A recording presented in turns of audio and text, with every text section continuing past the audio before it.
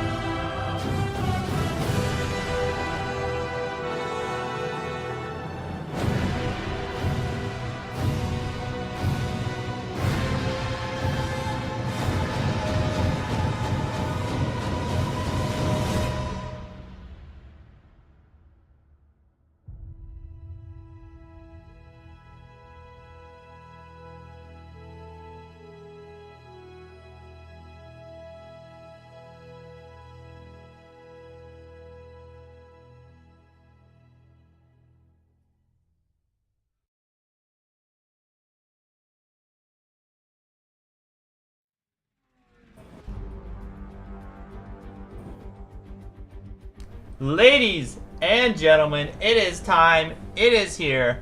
Welcome to the CharlieCar Cup Series. Today we are qualifying for the Daytona 150, and joining me in the booth is Kelan Belsha. Kelan, how are you doing today? Doing all right. How about you, buddy? I'm good. I'm ready to get this thing underway. We got a full field, 30 cars ready to take to the track today, and it's going to be an exciting one to say the least. Even though it's just qualifying. There's not too much to be excited for. We're not going to see into racing, obviously, but it's still a fun opportunity to get to know some of our new drivers in this race. This is like, I don't know who your favorite is. This is where you figure it out. You look for a sharp paint scheme. Look who's fast. That's who you're riding with all season long. Indeed, and we're waiting on the first car on the track right here. This is Eli Comerford. He'll be the first car to take to the racetrack, and if you don't know where our qualifying order is, it's in the description of this video. Find your name, stick around until you make a lap here, and it's going to be a fun one, as Eli is, well, we're waiting on him to go. Patiently waiting. Driving the number 3. And Kelan, I mean, AI racing is back. It's on a whole new simulator here. We've spent the last 5 seasons on iRacing. Now we make the jump to NR 2003. If people who aren't familiar with NR 2003, this has been a sim that's been around for over 20 years. I believe, yeah, it was released obviously in 2003. So we're in the 20th anniversary. It's got a lot more capability with our with simulation, AI, racetracks. We got a few curveball racetracks in the series here, stuff that we've never seen before, and a fictional track, the Taylor Swift Superdome. That'll get under some non-Swifties' skin. They might just drop a knee, not race that night. But we'll see how that goes. That's late in the season, and that could be a championship decider race. What is it, race 10 out of 11? It could, yeah. That is the cutoff race for the championship 4. And again, for those who aren't fully caught up yet, this series will be the first AI series in this universe to have a playoff similar to the NASCAR Cup Series. Well, aside for all that jibber jabber, here comes Eli Comerford. He's going to take the green flag to be our first car to set a lap under this qualifying. Kelan, what do you think? My name Elijah Jack Comerford, coming in today at 18 years old from Salina, Kansas. He is a seasoned veteran in this universe. Starting all the way back in 2020 with the IQSSL team, transitioned to the Greater LGL Cup Series. Now we're here in CharlieCar, trying to make his debut. His favorite real-life race car driver is Lacey Kuehl. Oh, It's his favorite. His favorite restaurant. He likes Wendy's. Three things he cannot live without are his phone, lemonade, and his camera. So That's get fair. to know Elijah today. You know, I can't knock him for the Wendy's. I do love a good Wendy's. So Eli Comerford is going to top out at 184 miles an hour on the front straightaway. Crosses the line. He'll be the first to set a lap. It's a 48.805. And we don't really know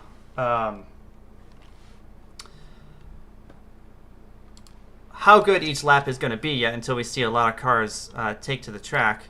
As we're going to take a break here and we're going to wait for the second car. Eli Comerford for the first, and Molly Byer will be the second to make a lap on the racetrack. A little blood relationship with Molly, so you can think about how she is really on like the highways, and then you come here today and now she's on a racetrack. Does that worry you, or do you think she's ready for this? She's one of our rookies this year, and it's...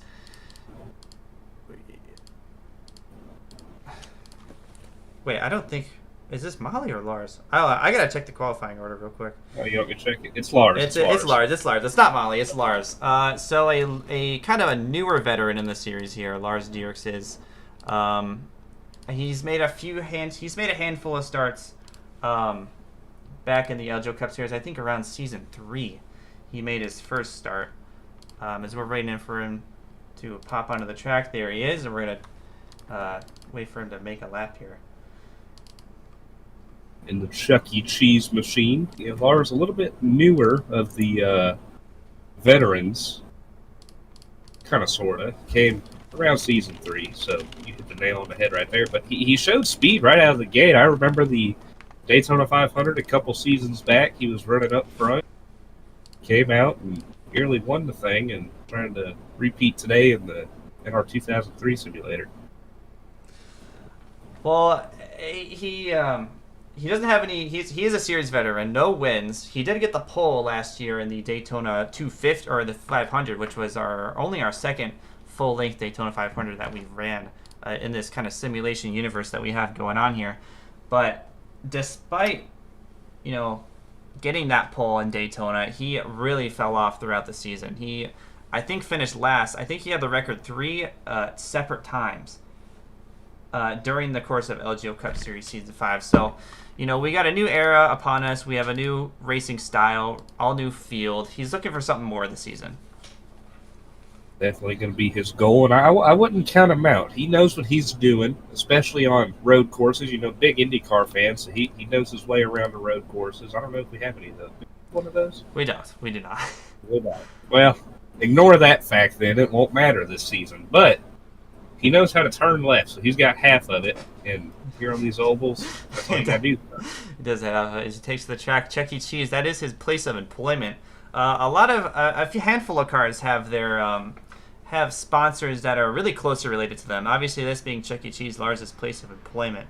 We've got, obviously, Kelan Belcher's running his college. We got a few college schemes with Sarah Byer, Emma Grendy's, to name a few. And obviously a few employers, such as Lars Dierks, Chuck E. Cheese. Charlie Byer works at Six Flags. He's running a Six Flags car. So one of the new capabilities that we've been able to discover with NR 2003 is the paint scheme customizability.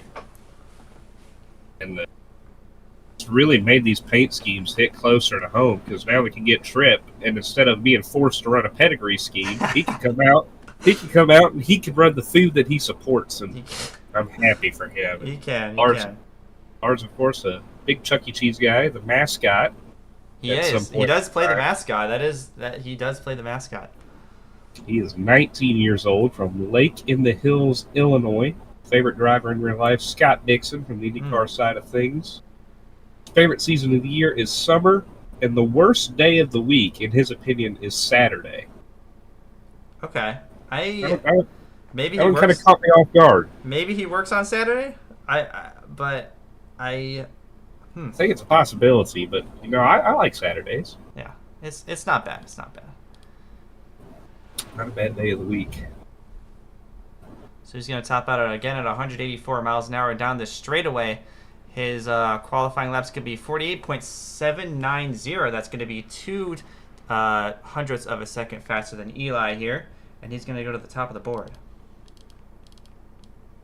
Officially not qualifying on pole That lap set by Lars right there. As Lars goes to the top board, we get ready for our third qualifier to come out. That's going to be Amber. Amber Voigt, one of the rookies last season in the LGO Cup Series. She's a big F1 fan, isn't she? She is, more so than NASCAR. We've got obviously a few, obviously this is heavily based on the NASCAR car. These are the NASCAR next-gen cars. But yeah, we do have a few open wheel fans, such as F1. Probably the biggest open wheel fan in the field that's not F1, is IndyCar. That would be Lars. He's a big IndyCar fan, big Scott Dixon fan, as he mentioned in his quote. So, yeah. We're going to wait for Amber Voigt to take the track here. This is one I don't know a lot about. She was a rookie last season, wasn't she? She joined with the girls racing. Correct? Yeah, she did. She ran the... What was it? A Hello Kitty car, I think? That was a custom car that was made for that series. Yeah, she did run the Hello Kitty car. She actually joined at the same time as Zane wore Hale. She joined, I think, in the second race. The second race was Chicagoland. And she did okay for her kind of minimal starts in this series here. But, yeah, obviously we have a fresh start. She's starting at the beginning of the season, at the season opener. So it's an opportunity for her to, really make a name for herself as she comes in as a second year. This is going to be her first full-time season. Better way to start than to get the pole today at Daytona. So coming out early, not really any rubber on the racetrack here as the first cars come out. They're going to rubber it down. Do you think that's an advantage or a disadvantage? Well, at a track like Daytona, I think when you're full throttle all the way around, you're not really, it's not a grip-dependent track. Do you know what I'm saying? You and me, we've got a lot of experience on the iRacing simulator. Daytona is just, it's full throttle. You're really just gassing it up, and tire grip doesn't make that much of a difference. So I do think that it's kind of the way you trim your car out down the straightaways, because you can either go with a race setup that's, a little bit more maneuverable, more stable, but it's not as fast, not as trimmed out. But you can have a qualifying setup that's less stable, that can hit a top speed of as fast as possible. See it in the real NASCAR qualifying. They'll go out there and they'll stick their hand out the window, try to get as much air off the spoiler as they can. I haven't seen that today yet. Yeah, it's true. You see them when they're going down the backstretch, they'll stick their hand out the window, and that's supposed to deflect air from hitting their spoiler and create more drag. Do you see Amber doing it right now? I don't see it. I know. She must not be accustomed. Well, Amber Voigt takes the back straightaway, the 18-year-old from Elgin, Illinois. Your favorite race car driver, another open wheel fan, is Daniel Ricciardo, the number 3 car racing for AlphaTauri. Favorite restaurant is Chick-fil-A. Favorite season of the year, summer, which is surprisingly a minority season in the kind of Google form that we filled out. But she's going to top out at 140, comes across the line. What's her lap going to be? It's a 48.18, or it's a 48.818. Unfortunately, that is not good enough for to beat anyone on the board already. Quickest for Amber. Not the lap she was looking for there, Charlie. It's not. But, there's a good thing about Daytona and other super speedways is you can qualify really as poorly as you can, but with the nature of this super speedway racing, you're going to get up to the front at least some point during this race. So it's not bad, is what I'm saying, if you qualify in the back, because it's super speedway racing allows for a lot of opportunities to get up to the front. So I don't think she'll have an issue, or I don't think she'll be too upset with her performance so far. Plus, we still got a lot more to go, so we could have a car doing better. I agree with you. It's not the worst thing in the world to start in the back. Keep your nose clean for a while, and then get up there and take your opportunity late in the race. Next out will be Jack DeAndrea. In the racing world, they were shocked in the last LGL Cup Series. He went to Michigan, and this guy had the worst wrecks we've ever seen in this sim racing history, and we've taken huge safety improvements to that, hopping over a whole sim. and that was one of the more memorable moments last year. He But did. I'll never forget the unity we all shared that night. He did that dark day in Michigan when he broke a couple ribs. It wasn't good. um, We didn't know his condition, and everybody they just banded together. no, we didn't. He was actually cleared the race with it. He was cleared to race the rest of that season with those broken ribs. So. But I'm just talking like in the moment, like you didn't know what was happening. You didn't know how it was. Yeah, we took a knee down the front straightaway for sure. Hard moment for us. So We're glad he's okay. yeah.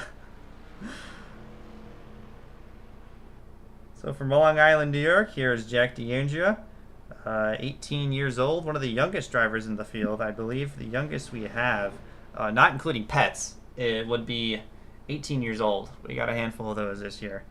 There's nothing else to say except we're all going up. All-time favorite NASCAR driver is Jeff Gordon. Did you know he was a fan of Jeff Gordon? I see it because he's a big Chase Elliott guy now, so Yeah. hopping over to A lot of handful of Chase Elliott guys are crossovers from Jeff Gordon. I think. I don't know. What did you think about Jeff Gordon? I was never a big fan. I think if I had to make a list, he'd probably be my least favorite all time. I'd say so. 3 things Jack DeAndrea cannot live without are food, oxygen, and Mountain Dew. And one driver who he wants to beat this season, all of them. It's a good mentality to have. It is. He also hates the word soggy. Soggy. I mean, not my favorite word either. Yeah. His favorite quote is, "I'll have 5 Whoppers and 5 more Whoppers." Can't go wrong with it.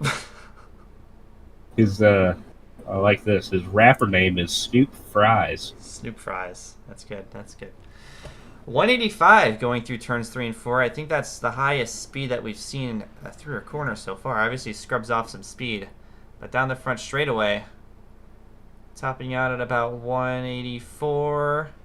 And at the line, 185 at the line is 48.797. That's going to be good for second place on the board. 48.797.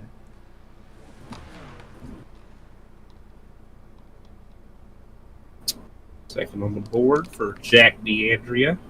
Little lap for him. Next coming out is going to be our first pet of the campaign. Our first pet. We have a series high 4 pets in the CharlieCar Championship this series. In this racing universe, we have 2 cats, 1 dog, and 1 bunny. Which that hasn't happened before yet. We have a bunny in the series.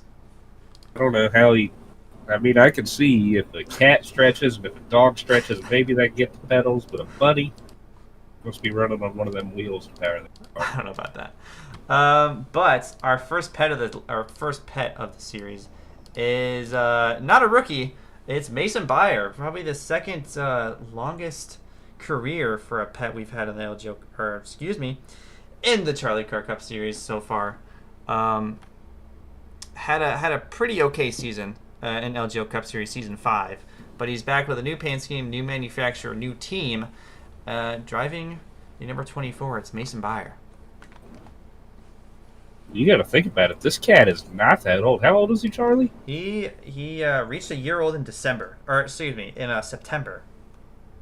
So in only a year and a couple months, he's becoming one of the seasoned pets on this tour. Yeah. And with Tripp possibly entering his retirement season this year, Mason could take over that role. We'll see how it goes. Yeah, he will be if Tripp Belcher decides to retire this season, which we're unsure on the condition of him. Only you know that. If you'd like to update us sooner rather than later, we're all very curious. Tripp. Is there? Tripp. Yeah, Tripp. Oh, hey, that's good. come here. Come here. Come say hey. Come here, buddy.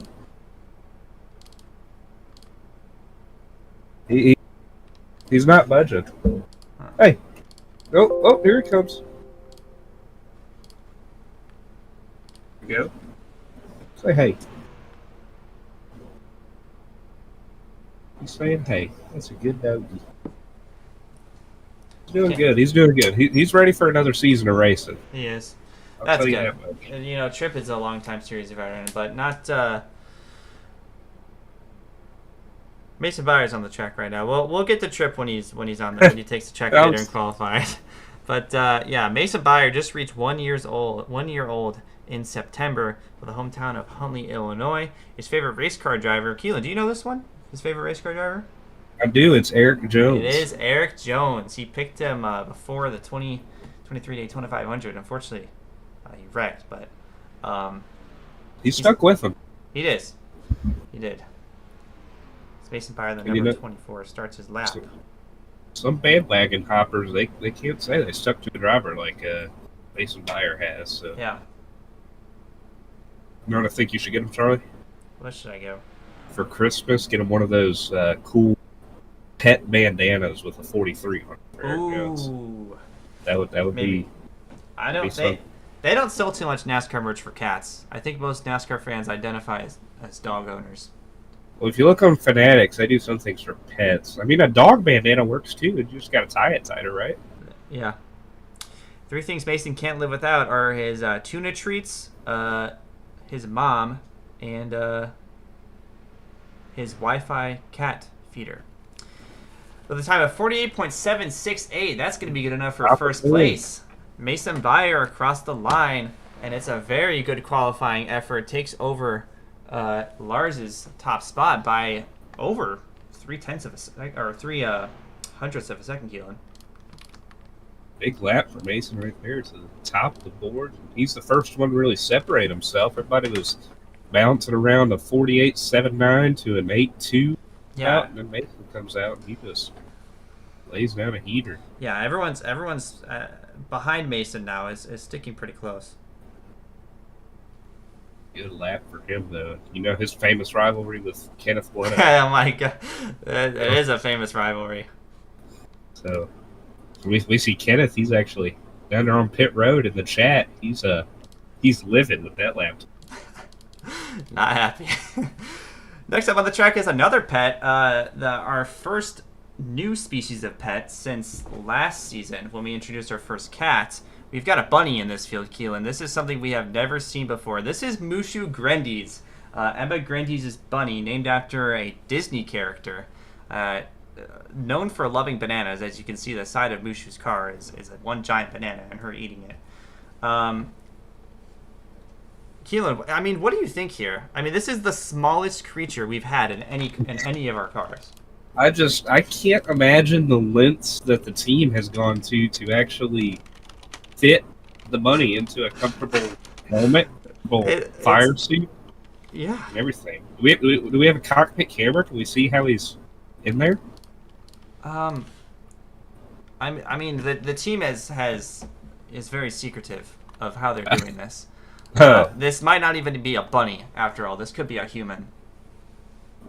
But well, no, I mean they could have totally put like a bunny in a full body human cast. If you think about it. But you know, like Ratatouille, when the rat was under the dude's hat and he was controlling him, that might be what's happening here. So you're telling me that she's controlling a human in that car right now? I think it's a possibility. Because how else would the bunny get to the gas pedal, get to the steering wheel? I think it's just a stretch to say the bunny is doing this entirely. That's true. I think she's having a little trouble starting the car right now. As she's taking a while. I think this is her first ever laps, isn't it? I think. Well, she made her way up through the CharlieCar Divisional Series. She was a back marker, but obviously having a sister in the series with Emma, she was able to secure a ride with the girlies racing. There she goes. She figured out how to start the car. We're good. I don't know much about this or much about Mushu at all, so you're going to have to educate me a little bit. I did see her on Instagram, though. She had quite a following. Yes. When I saw her. Yeah. Yeah, Mushu being a pet, it's it's one of the it's obviously a minority species, so she does have a lot to prove. But obviously she figured out how to start the car. We're good. And now it's just doing the best she can. Obviously, it's a full throttle track. And this, is arguably one of the best places to start as a rookie because anything can happen at Daytona. It's arguably one of the easiest tracks.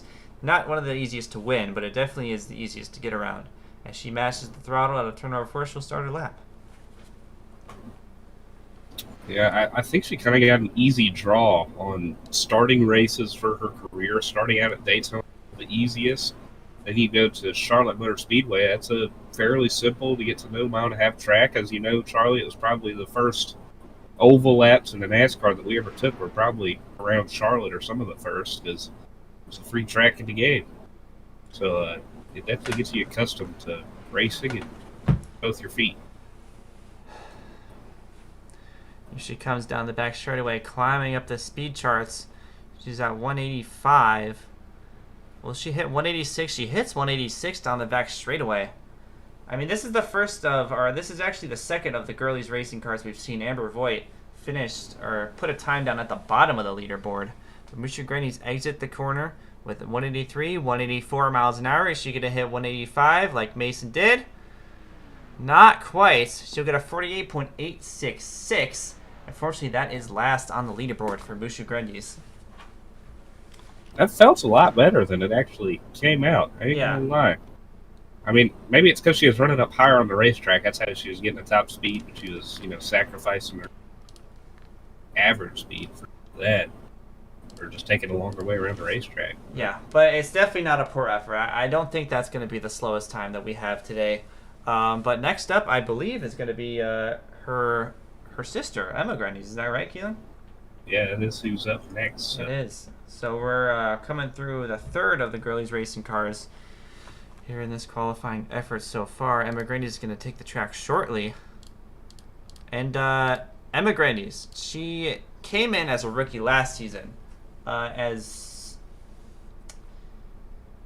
she had pretty high expectations, I'd say. And she delivered, not with a win, but she did have, I believe, 2 or 3 second-place finishes, which is far from disappointing, obviously, but being so close, obviously you want more. So she's going to have a lot to prove this season. Always the bridesmaid, never the bride last season. Tough sledding season. In points, she had a really good campaign. Then she came out and she just couldn't finish it off with a win. I believe the last LGL Cup Series race that was run at Chicago, I believe she finished second in a rain delay to Stratus. So, well, she actually finished second in the first Chicago race as well because, if you don't remember, J.J. Hale had a monstrous run towards the end of that Chicago race. He took a strategy call to come down and get 4 fresh tires, and he was able to pass Emma with just 2 laps to go. So that was definitely the most heartbreaking of her 3 second-place finishes in Season 5. So obviously coming out of the gate, she's going to want a fast lap to have a good start to this season. He is hailing from Huffman Estates, Illinois. Currently residing in Miami, Ohio, huh? Currently residing in Miami, Ohio. One of the 3 college cars that we've had this season. Sorry, she wanted me to read this. You're sporting your hat. I am. I'm supporting your hat right now. I'm wearing her hat. Anyway. 3 things that she can't live without are a certain boy in her life, food, and naps. Oh, read it out loud.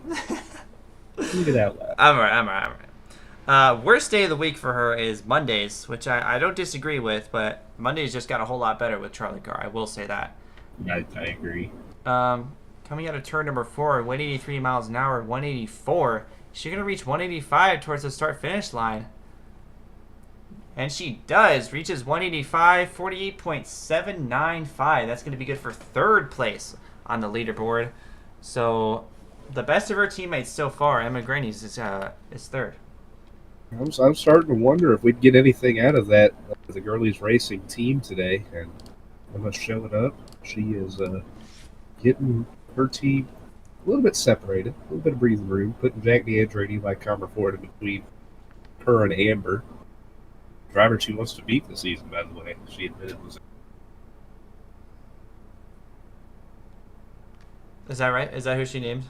That is who she named. So no love in the garage. A good old cross team rivalry. Can't hate it. Well, next up on the board is another longtime series veteran, Ryan Bradshaw, who has silently been a veteran of the LGO Cup Series. I don't think he's one of the more popular drivers or well known, as his participation, kind of with in and out of the streams is pretty limited. I think he's having fun at college right now, but he's got he started to live in silence. He did. Most people know him if you know him back in the day. You'll know him as Groove NASCAR. Good page. Follow it. Good page. Unfortunately, dead page, as most of our fan accounts are.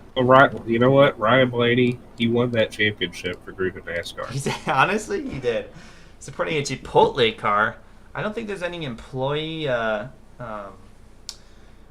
relation between him and Chipotle. I think, maybe the paint scheme designer went through his following and picked a random company that he followed. I wouldn't be surprised. I feel like that. I feel like he is a Chipotle fan when you think about it. Think he likes Chipotle? Maybe. I don't know. We hope so. He's following him on Instagram. Like we said, a man in silence. He didn't want to answer any of our questions. So. No. Man in silence. Maybe we should just let him do his thing. He's had a few words nowadays. I guess. But he still shows up for CharlieCar, so that's always good to see. It's here. And looking at the fastest times here, it seems, the fastest and the slowest times are pretty separated. Mason Byer is... Nearly a second. Yeah. Yeah, they actually... No, a tenth. Sorry, a tenth. A tenth of a second. But yeah, it seems like Mason Byer has a tiny gap over Lars Dierks, and Mushu has a bit of a gap behind Amber Voigt. So I don't know what the difference is between those drivers. But a Chevy on top of the board and a Chevy on the racetrack now. We'll see how he does. Top, he got a 186 down the back straightaway. That's pretty good. That's pretty good, Kelan. I'm kind of worried he's running that Mushu line. We saw not quite be so successful earlier. I guess we'll see when the lap time comes out. Maybe he'll surprise us in this lap. Looks better. 184 miles an hour, 185 at the line, 48.766. That's going to be good for first place. Good lap for Ryan Bradshaw. Man of few words and guy who's going to come out here and silently put himself on top. I mean, it's impressive. I think what he likes to do is he likes to work in silence. You don't really hear much of him. Then he comes out of the gate and puts up a qualifying lap like that. Obviously, it's impressive. For Chevy Sports, he's Jack DeAndrea's teammate this year, along with Kenneth Bueno, and there's one more. There's one more in there.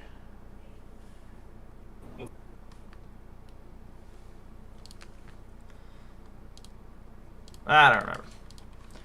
But next up on the charts is is a rookie. This is Nate Grendies. This is Emma Grendies' brother, who wanted to take part in this series when I told them about it. Big broadcasting guy. Just to add some character into who Nate Grendies is. Big broadcasting guy. Very similar to our good friend Kelan, Kenneth Bueno, who's going into broadcasting. Nate Grendies is in his broadcasting club in his school. He broadcasts the football games, does production, and he's going to be calling a few football games in the future as well. So,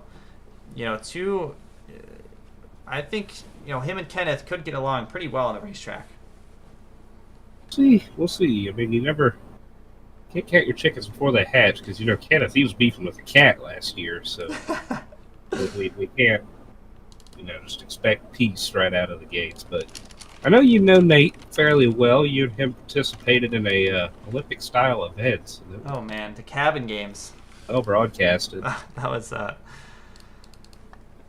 unfortunately that ended in tears. Believe it or not. You know how it goes. But Nate Grundy's. I think he's going to be an exciting rookie. He drives for Bayer Sport Incorporated, my team, along with Mason. Um, it's we'll see. We're waiting for him to start up the car. I don't think these rookies know how to start these cars yet. I think that's probably the issue, is that Mushu and now Nate. You think it's just nerves setting in before taking their first lap? I think it might be. Come on, edge. I mean, he's idling at 1,000. Running the Seahawks car. In addition to kind of our college cars and our employment cars, we also have 3 NFL paint schemes in this field. Obviously, starting with Nate Grundy, who's running the Seahawks. He's a big Seahawks fan. When they made their Super Bowl runs of, I believe, 2015. Kelan, you can confirm that. But yeah, we've got a Seahawks car in the field. Molly Bayer runs the Kansas City Chiefs, her favorite football team, and an employer relationship there, as well as Zane Workel, who runs the Miami Dolphins car. Big Miami Dolphins fan. Good NFL fans all across the nation around here. It's really, you take a group of 30 guys and you never know. You're probably nearly touching every single professional team out there as far as fanship. So Yeah, probably. it's crazy. I would have never thought I'd meet a true Seahawks fan, because all of them around here, it's just they rode them after that Super Bowl and never talked about them again. So it's good to see Nate staying loyal to his team. Yeah.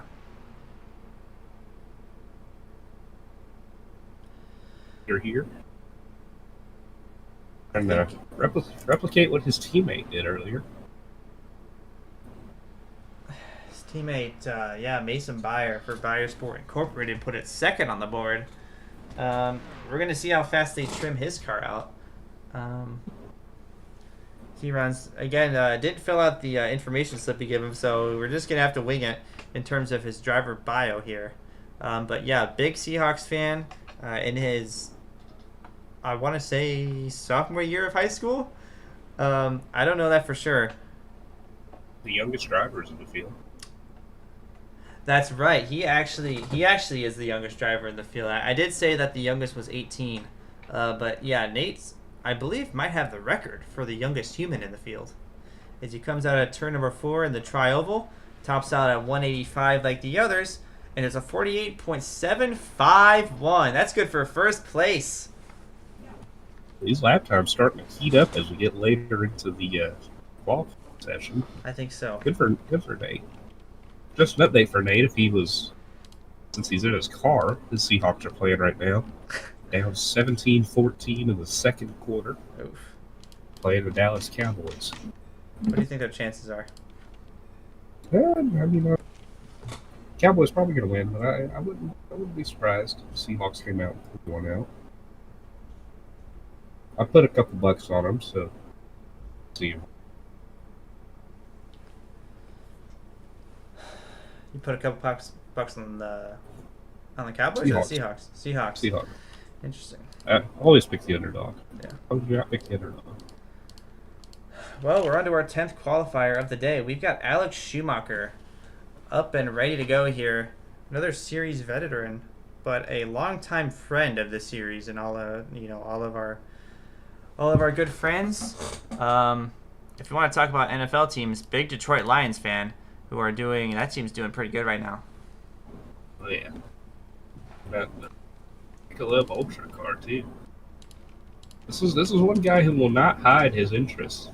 No one. You can get to know everything about this guy in probably a 5-minute conversation. Good guy though. I like him. Yeah, he's pretty cool. Decided to run in his iRacing league this spring, winter. Be fun. Always seems to be a guy that finds his way near the front of the field too. I feel like almost every race you watch, he's up there in contention for the win.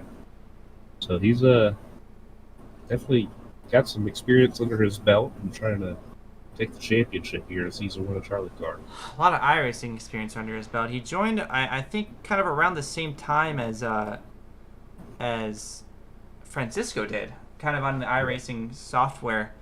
running the McKellar Ultra. I honestly, I'm not familiar with McKellar Ultra as well. I just know that they've got that classic ribbon logo or icon in their logo. But Alex Schumacher is going to take the green flag. They were pretty popular in Talladega when we were down there. I'm sure.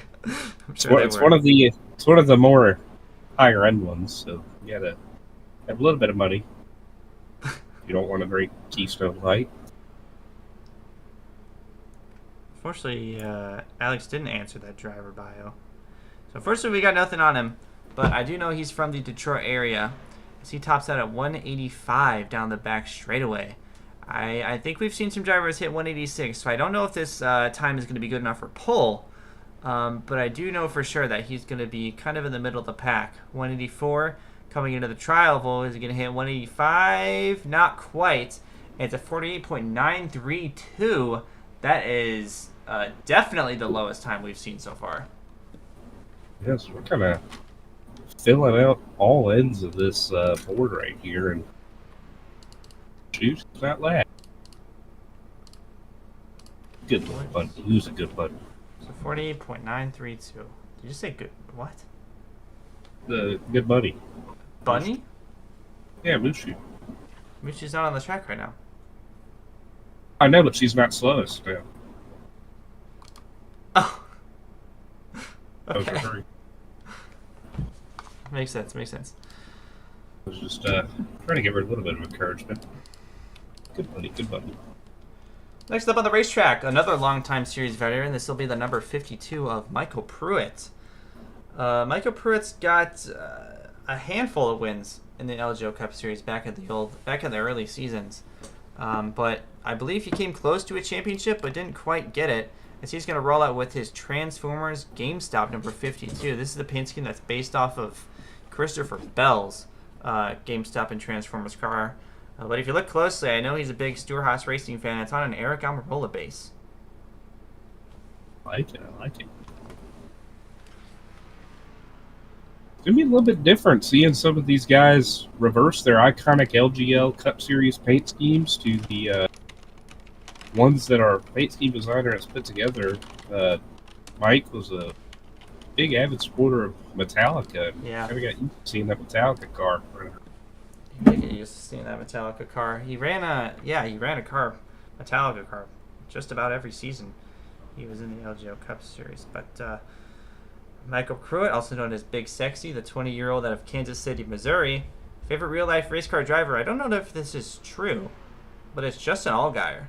I don't think I knew that about him. He is an Allgaier guy.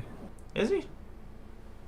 I can't say that I knew that. That reminds me of Seeb. Do you remember Seeb? Yeah, he was Big an Allgaier guy too. I don't know if he's still. I haven't talked to him in a while. Favorite restaurant is Chick-fil-A. Favorite season of the year is summer. I think that's really the second most popular season that out of our drivers in this field. Worst day of the week for him is Tuesday. Good thing it's not Mondays because we've got CharlieCar now on Tuesdays. And one driver who wants to beat this season is Let's Go Logano, also known as Randy Eggers. He said it's because he won the Instagram Buds Fantasy League and he ended up buying him a diecast. I mean, I think that's a fair reason. Because he runs a 48.809 here. That lap gonna put him kind of in the bottom half of the field. Yeah, right below Eli Comerford. So that'll put him 1, 2, 3, 4, 5, 6, 7. Is that 8th? I think that's 8th. So near the tail end of the pack, but it's gonna be a long race on Monday. It is. And Michael Pruitt's one of the drivers that we've seen is really strong on super speedways. In back of the LGL Cup Series, he seemed to always be up front. And another driver that I'm looking forward to in this qualifying is Reese Kupski, who is a big super speedway racer back in the old LGO Cup Series days. But we'll save that dialogue until we get to him. So, we know this guy, Charlie Byer. Hey, we know this guy. He knows a little bit about what he's doing out here. You know something, Charlie? With all the behind the scenes you do, you never seem to find success in here. I don't. Honestly, my first My very first win in any of the simulation series ended up last season. Season 5 of the LGO Cup Series. It took me 5 seasons to win. I finally got the win off of a green-white checkered at Michigan. Which, by the way, we do go here back to Michigan in race number 4. But supporting Six Flags, another place of employment relationship going on here. The Wizard Car, which is my home unit this season.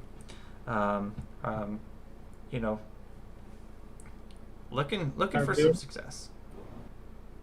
Having a good time at Six Flags this season? Well, the season ended. I'm working at the airport now. Did you have a good time at Six Flags this past season? I did. How about the airport, man? Is it fun? I work at an airport, yeah.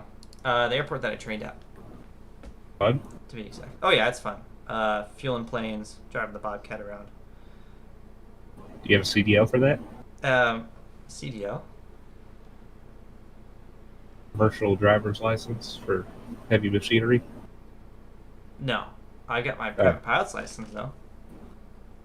I thought a Bobcat was like one of those heavily armored cars they use. Well, it's like a golf. No, that's a Bearcat. A Bearcat. I'm sorry. Huh. See, I thought you were driving some heavy machinery, like a truck, banks drive around with. Would have been something. Makes sense. Charlie Byer, 19 years old, coming up on the big 20. He's going to be exiting your team from the village of Huntley, Illinois. Oh, the village. Your Big Brad Keselowski, Scott McLaughlin guy. Favorite restaurant's Chili's. Can you elaborate on that? I've never seen you say, hey, I'm excited for Chili's today. Well, it's actually a fairly new interest. Only because, personally, I don't eat out often. But when I do, my top choices are Red Robin, Buffalo Wild Wings, and Chili's. You ever had the fried pickles from Chili's? Okay. You don't want to get me started on pickles in general. I am a big pickle guy. The fried pickles at Chili's, that is, like, if I ever go to Chili's, that is why I want to go. Because, because of the fried pickles. So good. Well, over Thanksgiving break, the family was home, Emma was home. We went to this local restaurant in downtown Huntley. And I had to get fried pickles. It was the first time I had them in a while. But anyway, coming to the Tri-Oval, 185 to cross the line is a 48.822. That's going to be just below our last qualifier, Mike Pruitt, for I believe just around the 10th position. Right below Amber, too. 822. So that'll put you third to last there. Not the lap you were looking for, was it, pal? No, it was not. Unfortunately, it was not. Yeah, buddy. That brings up Shane DiMantova. Ooh, Shane DiMantova. Guy who always seems to show up right when we're done racing. Champion. IQSL Season 2. Recent LGL Cup Series. Yes. Shane DiMantova is arguably one of the most consistent drivers, not only on iRacing, back in our iRacing days, Kelan, but also in these AI series. He just kind of tends to show up and swipe it away from everybody. I can't remember him ever getting a win in any of these AI series, LGO Cup series, any of those in history, but he did show up when it mattered, and he was consistent. Before the end of the LGO Cup Series was canceled last season, he was able to take the championship lead at the race before it ended. Obviously, the series ended, and he's credited with it with Season 5 championship.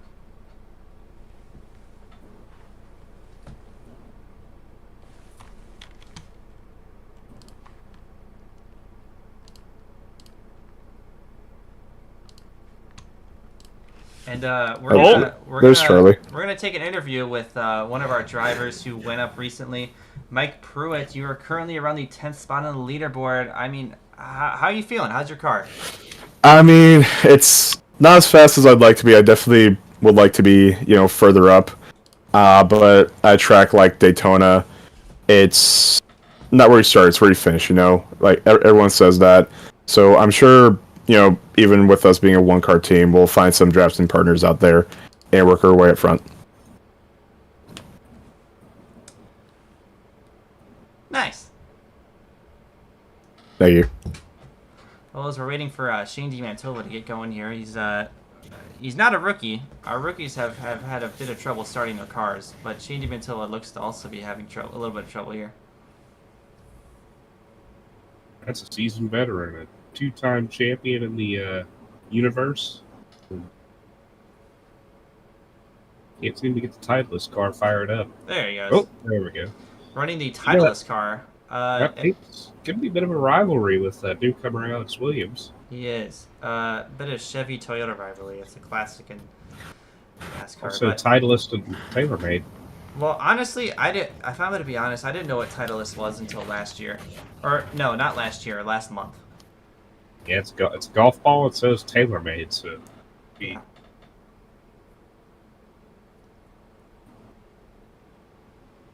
Well, it'll be interesting. Shane DiMantova comes out from the state of Ohio. Currently, the only driver from Ohio that lives there, or at least that grew up there. Emma Grandi goes to school in Ohio.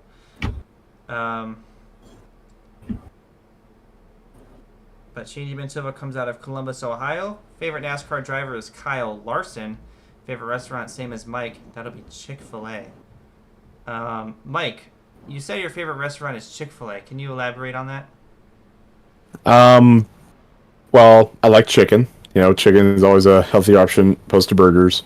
But I chose Chick-fil-A because, as opposed to places like Raising Cane's or Zaxby's or what have you, I like their signature sauce more, and I'm a big fan of their chicken sandwich. Or spicy chicken sandwich, rather, excuse me. But also during the holiday season, they have their peppermint milkshake coming out, and I like that as well. I'm not sure if other chicken places do have a peppermint shake, but if they do, I might try that. They should definitely invest in one. I think they'd have a consumer in you to get a chicken restaurant peppermint shake. Shane DiMantova off the final corner, not going to hit 185 at the line. His lap time is a 48.850. That's going to be third to last on the leaderboard. One of the Chevy Sport cars, along with Jack DeAndrea, not having the qualifying effort that they wanted. Seems like right as I said, lap times are starting to pick up with Nate Grandies and Ryan Bradshaw. We've had poorer laps recently, so guys, what is the sun starting to come out, Charlie? It might be. Kenneth can attest to this Florida weather, but yeah, the sun can come out. But I don't know if it matters too much as a super speedway, being that it's a you're full throttle. It's not really that grip dependent unless you're racing in a pack and you have to make those moves. But during qualifying, I don't know if it matters too much. Probably not as much, but I mean, could definitely be a few hundredths of a second you lose there just because cloud cover, track's cool, get to grip it that much better. So I think a couple of hundreds could be a possibility, if not a few thousandths. Well, next, Zane Workel. Zane Workel came into the series last year and is one of the few rookie winners that we've had in this racing universe. He came out strong in race number 2 with a solid finish, but eventually got his race win at... where did he win at? I'm going to have to look in the record books here, but Zane Workel running the second of the 3 NFL paint schemes. Big Miami Dolphins fan. I don't think he's the only Miami Dolphins fan in the field. We got a few Miami residents. I know Francisco is a Jacksonville fan. I don't know if Kenneth's a Miami fan. Wait, who does he like? He likes both of them. Really? Jaguars and Dolphins. I guess that makes sense. I think he just supports Florida teams, so you can't go wrong with that. But Zane Workel has... Go fans! Zane Workel got his race win at... that would be Kentucky Speedway last year. I don't remember too much about that race, but he did come home victorious. He was very happy about that. He is a team owner this season with Joseph Goder, one of his school friends, who is a rookie this season as well. age number 18, from the Streamwood, Illinois, Chicagoland area. Favorite real-life race car driver is Zane Smith. That's interesting. But 184 down the front straightaway. Not going to catch 185 at the line. His lap time is a 48.872. That's going to be good for second to last. So, Kelan, I think you might be right. This sun is coming out. It could be slowing these guys down. I think it's a possibility, and I think a good test right here will be Francisco Bacallao, because he always seemed to start up front at these speedways last year. I think it's a good one to judge off of right there for the. I wonder how you pronounce that suburb. I know it's around Miami. Hialeah? Hialeah? Hialeah? Something like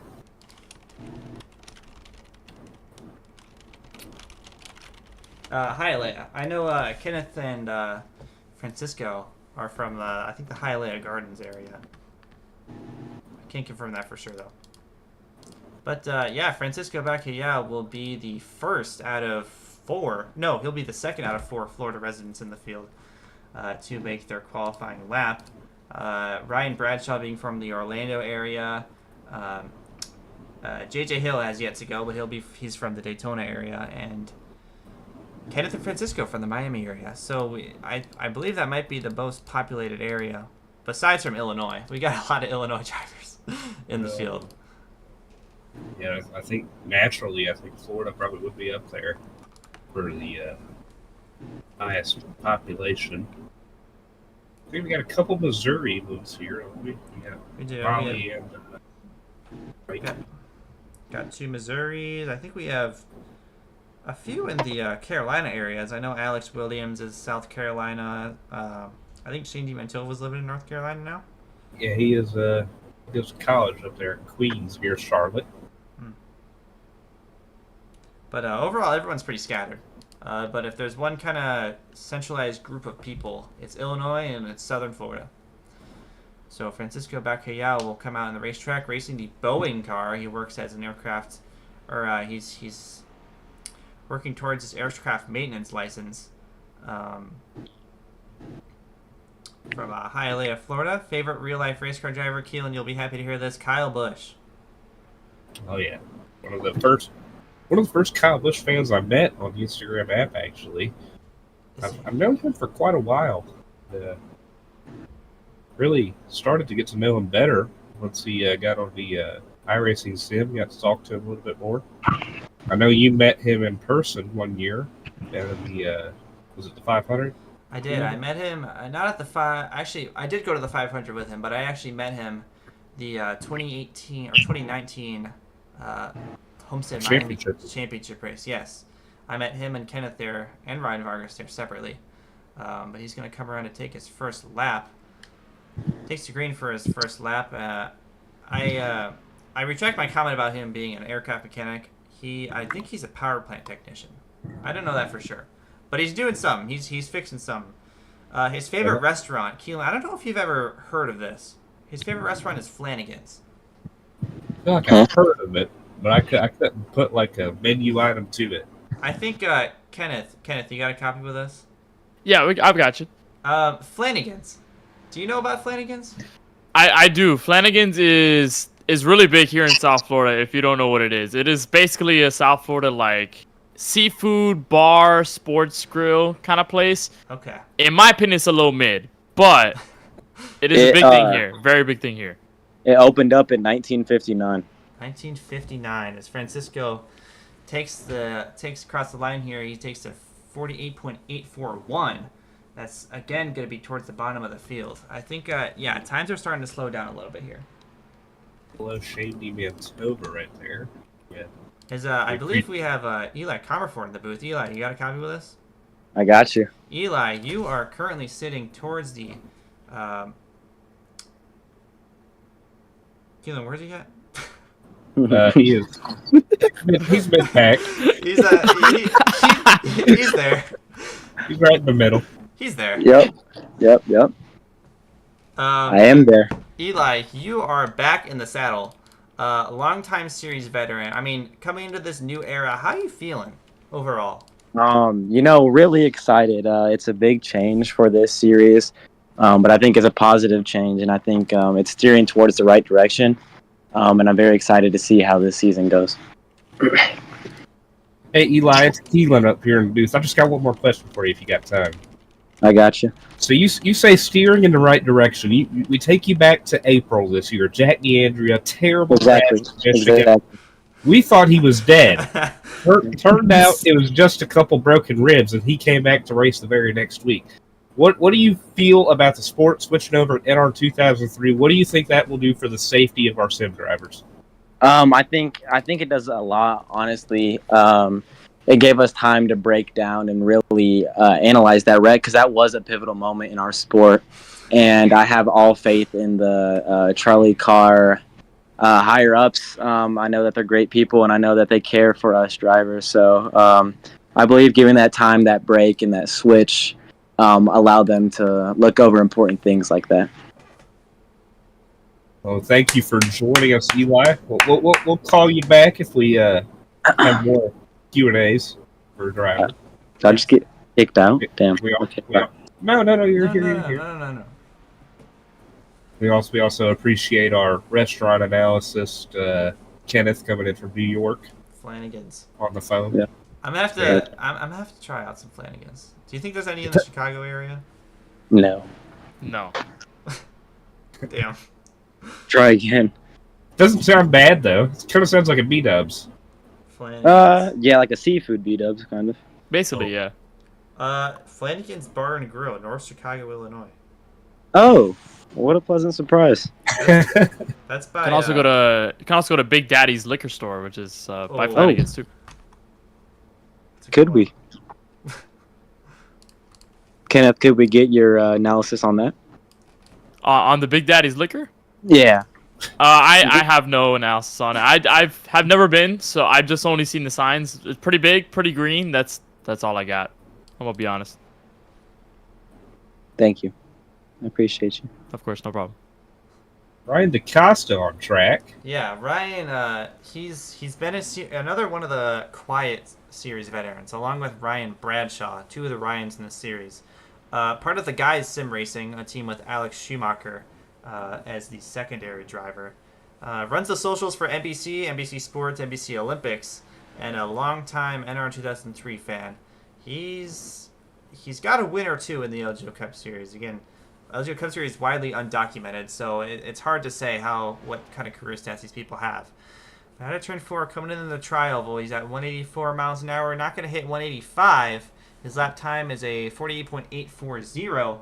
Again, around Francisco, Charlie, that kind of area in the field. So we haven't really had anyone break the top 5 since Nate Grendies was able to take pole.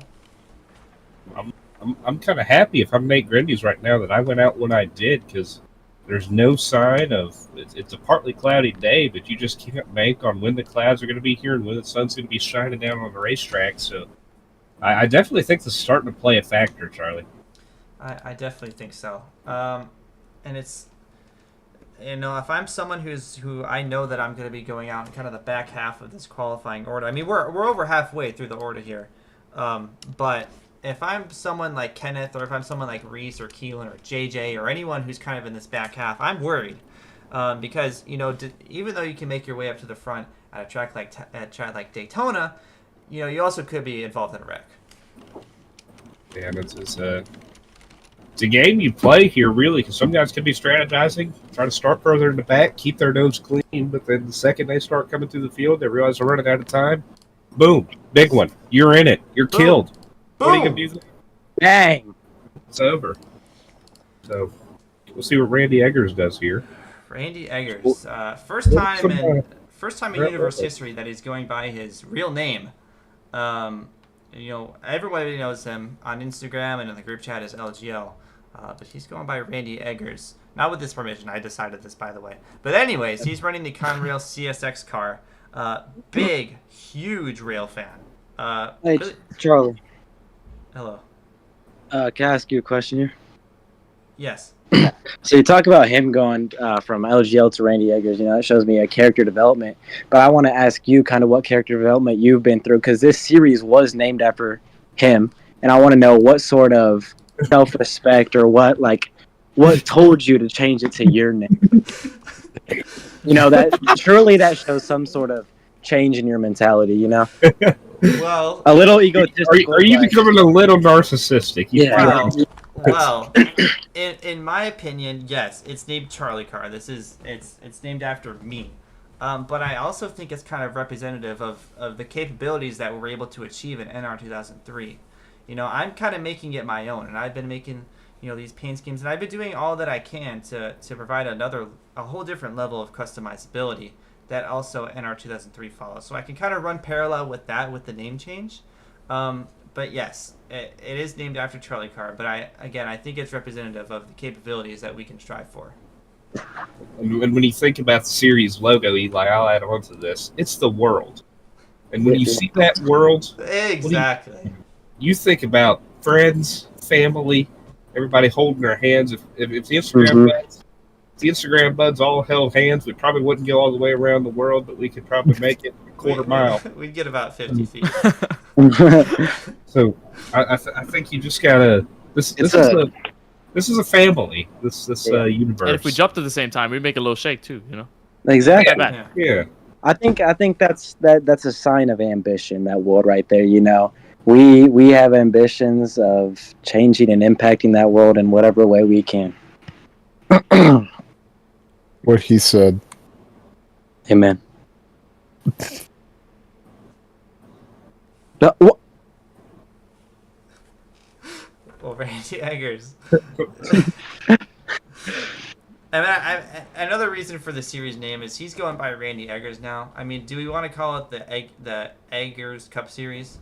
I'm not opposed. Nah. CharlieCar rolls off the tongue better than Egger Car. Yeah. The Egg Bowl. The Egg, The Egg Bowl.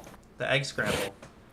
Anyways, The Deviled Egg Cup Series. 20 years old out of Indianapolis, Indiana. Favorite real-life race car driver. This is a controversial one. Joey Logano. I mean, I can respect it, but the way he goes about it, calling him the original Intimidator, I think a line needs to be drawn there. I don't know if I mess with that. I don't know. Favorite restaurant is Steak and Shake. Another unique one. Yeah. I can get down with some steak and shake. I like Steak and Shake. And he's got a really serious mentality. 3 things he can't live without is food, water, and oxygen. That's true. Those are essentials right there. Yeah, can't argue with that. Through the tri-oval, 184 miles an hour across the line, 48.863. That is third from the bottom. So these guys are going to continue to throw down laps that are just towards the bottom, Kelan. I'm smiling ear to ear if I'm Nate Grendy's right now. Lap times are falling off, and I don't know if they're going to pick back up. And not only is he ahead of the field, he's ahead by a pretty decent margin, as we've discussed. Ever since his qualifying lap, he's just been untouchable. Yeah, I don't think anybody since Nate Grendy's has been within. Maybe we've got a couple within a tenth, but not many at all. As you see people falling off the backside of the 48.68s, 48.66s falling back that way. Not too many people, I think, are within a tenth of them right now. So here comes a rookie that we don't know much about, but Charlie, I know you know a little bit. Yeah, this is a rookie that, we don't know much about. This is Joseph Goder. In the number 69 car, he's actually not a friend of mine. If I'm being honest, I don't know him that well. But Joseph Goder is one of Zane Warkel's friends.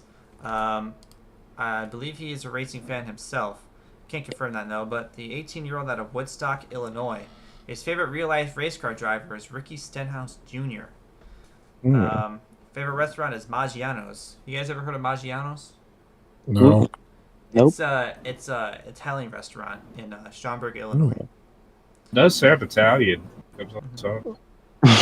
That does sound like a mom and pop Italian, which That's mom and pop Italian is pretty fire, no matter where you are. Like when you get pizza from a mom and pop Italian, I want it to be named like Maggiano's. The only driver in the field to name winter as his favorite season. 3 things Joseph Goder could not live without are soccer, his PC, and his friends. Worst day of the week. I'm just reading through because I'm learning about this guy at the same rate as you guys are. Favorite day of the week is Monday. Oh wow. And one driver. Monday in the winter favorite season's Oh, crazy. sorry. Wait. Worst day of the week is Okay, I Monday. was about to say. There we go. I was about to say, I thought it was worst day of the week. Yeah. One driver he wants to beat this season is his team owner, Zane Hale. Least favorite word. Okay, I'm going to hand this over to Eli. It's spelled Y-A-U-R. Y-A-U-R. Yar? Yar? IR. I couldn't see any other pronunciation other than Yar. Yar. Is it slang by chance? Let me do some research. As Joseph... these rookies... Okay, now he's going, but these rookies have just had a hard time starting their cars. I've CharlieCar analysis Okay. here in the booth. Yar is the definition is belonging to or associated with the person or people that speaker is addressing. Yar. So is it basically y'all, but Yeah, just that's- spelled differently? Yeah, it's y'all, but Yar. Yeah. Yar. I say that all the time. Y'all getting on my nerves? No. Y'all are getting on I say y'all, but I'm just saying, I say it a good bit. Favorite quote. We've seen this quote. This quote has popped up 3 times in the driver bios. If you're not first, you're last. Come on. Sorry. Rapper name is Big J. I Favorite movie? don't think he followed the prompt Yeah, he ate it. for that Jay? one. I don't know if he is either. He didn't follow the prompt, I don't. Favorite movie or movie franchise? Ferris Bueller's Day Off. Have you guys seen that movie? I've never. Not. Never? I've heard. I've never, I've but heard- everyone says it's a classic, so I. Yeah. Well, it took me until this year to watch it. Thanks to Emma. Thank you, Emma. Is never broken a bone. Preferred airline. Oh man. Uh-oh. United. Ooh. Oh man. Ooh. Sorry. Alaskan. Joseph Goder is most looking forward to beating Zane Hale this season. Any fun facts that we wouldn't guess about him as he comes to take the checkered flag? Sorry, we've spent his whole lap talking about him. 185 at the line, 48.758. That's going to be good for Picked it up. second place. Picked it up. How about that lap for Goder, the rookie? Him and Nate? Yeah. Too? 2 rookies are 1 and 2 right now. Must have had a rocket in the back of that car. Honestly. I just want to He's in point a whole out. different. He's got a rocket, but he's just in a whole different league. I want to point out his Yeah. unpopular fun fact before we let this one slide by. He enjoys pineapple on pizza. Oh. Oh. Oh, that's You know a what? decision. Can we? How many of us have tried it in this booth? I've tried it. It's not that I've good. tried it. I hate it. All right, it's up to you guys to decide if that's valid. Then. As the representative of pizza, because I work at a pizza place, pineapple does not belong on pizza. You heard You're it. first. You just Pizza got it Man. right from Pizza Man. He has the credentials, and he has said that pineapple does not belong on pizza. Now, yes, we do sell that topping, but it doesn't belong. Grosses you out every time you have to make it, man. Mm-hmm. Yeah. As we wait for the next driver, I want to bring up a question for you guys. What is the best fast pizza chain? Because it's not Pizza Hut. It is. You Pizza cut Hut. up there. It is Pizza Hut. You It is cannot. Pizza Hut. You guys I would- cannot go out here and seriously tell me Domino's is going to beat Pizza Hut. Domino's does. Little Caesars does. Little Papa Caesars- John's Little does. Caesars is ass. Hey! Oh. So sorry. But Little hey, Caesars is butt listen. cheeks. It's Dude, to be 11 o'clock. completely- Listen, it's 11 o'clock. You and your buddies are broke. You're playing NCAA 14. You're watching the game. You're having a good time. Someone says, "We're hungry. What's open?" We got $5. Boom. Little Caesars. Or go around to Little I'm not gas gonna- station No, and I get a hot respect. dog. I respect the opinion. I think for the value, Little Caesars is good for the value.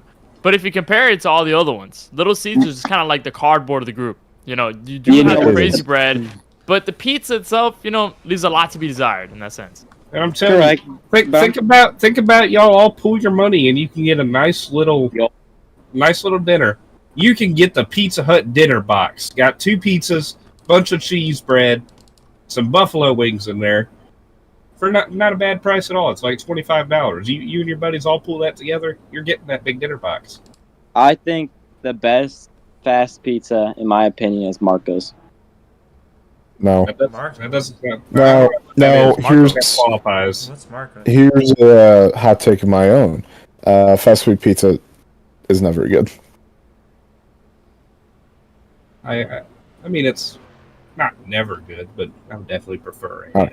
As someone who works at a local pizza restaurant, corporate pizza is not very good. Well, then that's bias, so we can't go by it. Speaking of We got pizza, Mike Byer, or actually, he has nothing to do with pizza. But anyway, Mike Byer. I'm sure he likes it. I'm sure he likes it. I'm sure he does. Taking the track, we mentioned preferred airline in the last Joseph Goder's qualifying run. My preferred airline is this sponsor right here, American Airlines. Nice. Can you elaborate on why that is? No. Why is Mike got American on his car? Well, he actually, what's interesting about him and his career path is he actually announced his retirement last season. I don't know if you guys remember, but he had a hard hit at Kentucky Motor Speedway last season, and he announced his retirement. He was going to be done at the end of the season, but with this new opportunity, he pulled up his bootstraps, and now he's on track to qualify for an arguably dangerous track. Could be, but I'm proud of him for coming out here and putting together more runs, getting the he's pulling into the pit lane. Oh no! I think he got scared. I think Is this an aborted qualifying run? I think The lights are too bright. He might reconsider retirement. And we'll take his lap time across the line, 59.111. A rough. I think he decided he wasn't built for this after.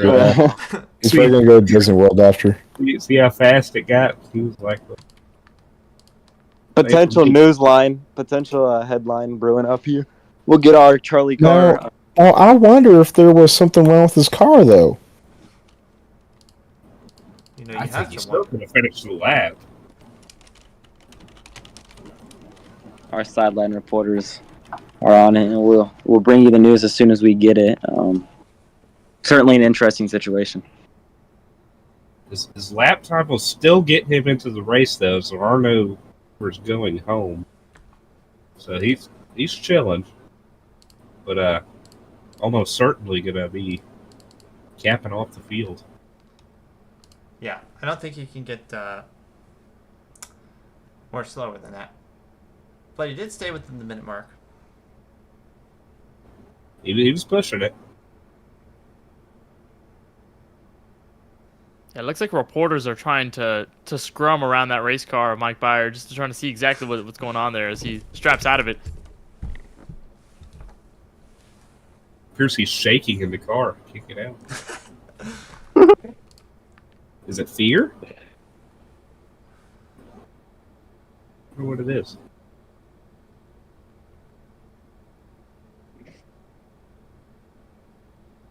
First ever time Roblox has been on a car this season, Charlie. True.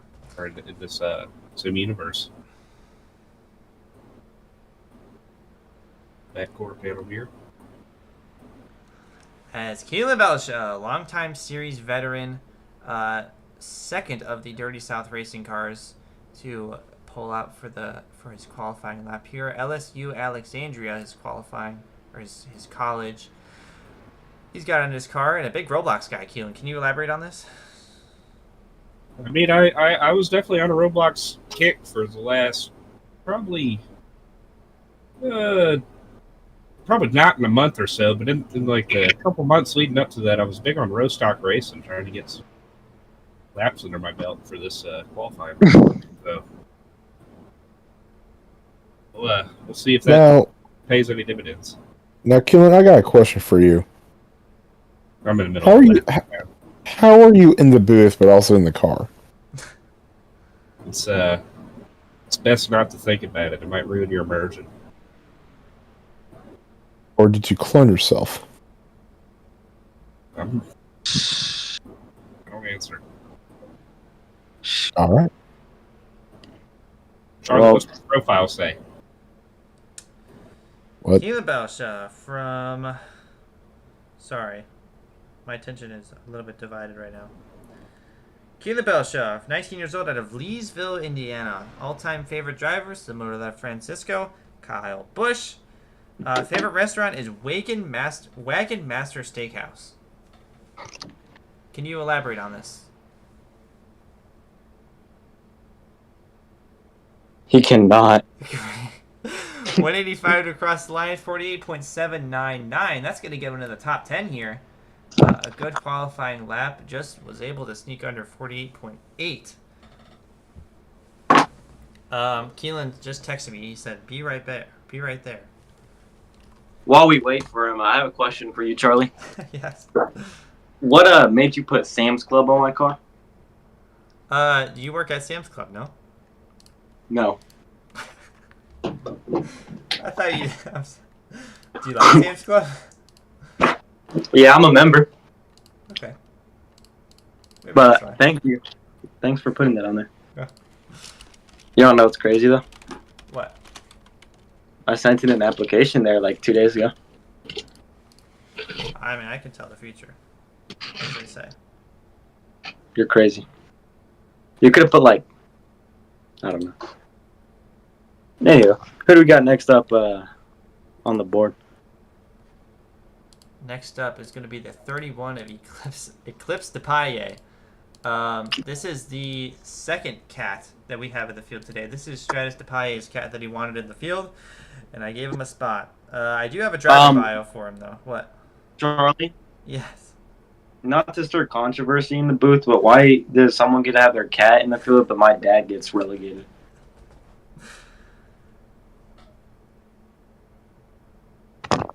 Eclipse de Paille, 16 years old, has New Jersey.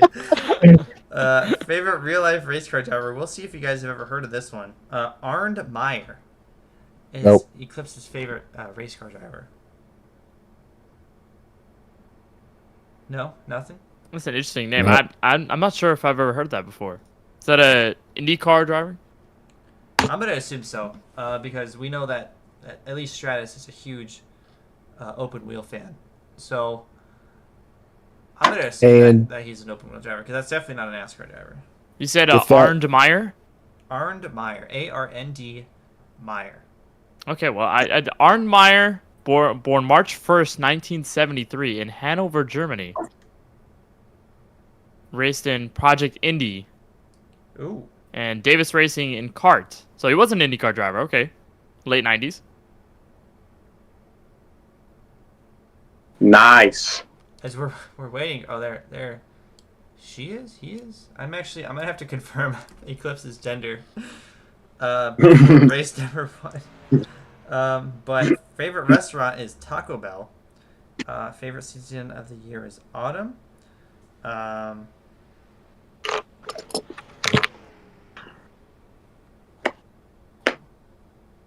Apologies.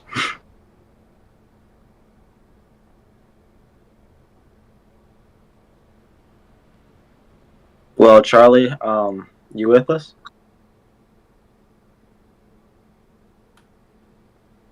The booth has gone So you silent. can see a tidier line here from Eclipse.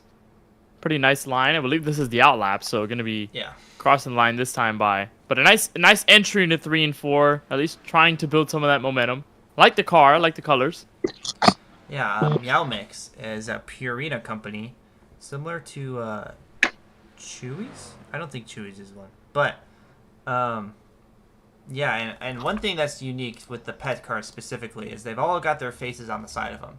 As you can see, it's hard to make out Eclipse's face because it's just kind of a black dark figure, but she's there. Topping It's out just at kind of like wobbledy. Wobbled. Yeah, it is like wobbledy. Yes. Oh. Power outage in the at-home studio here. I'm back though. Looks like a good exit out of 4. Oh, never mind. 48.823. That's going to be good for around midfield. Below Charlie Meyer.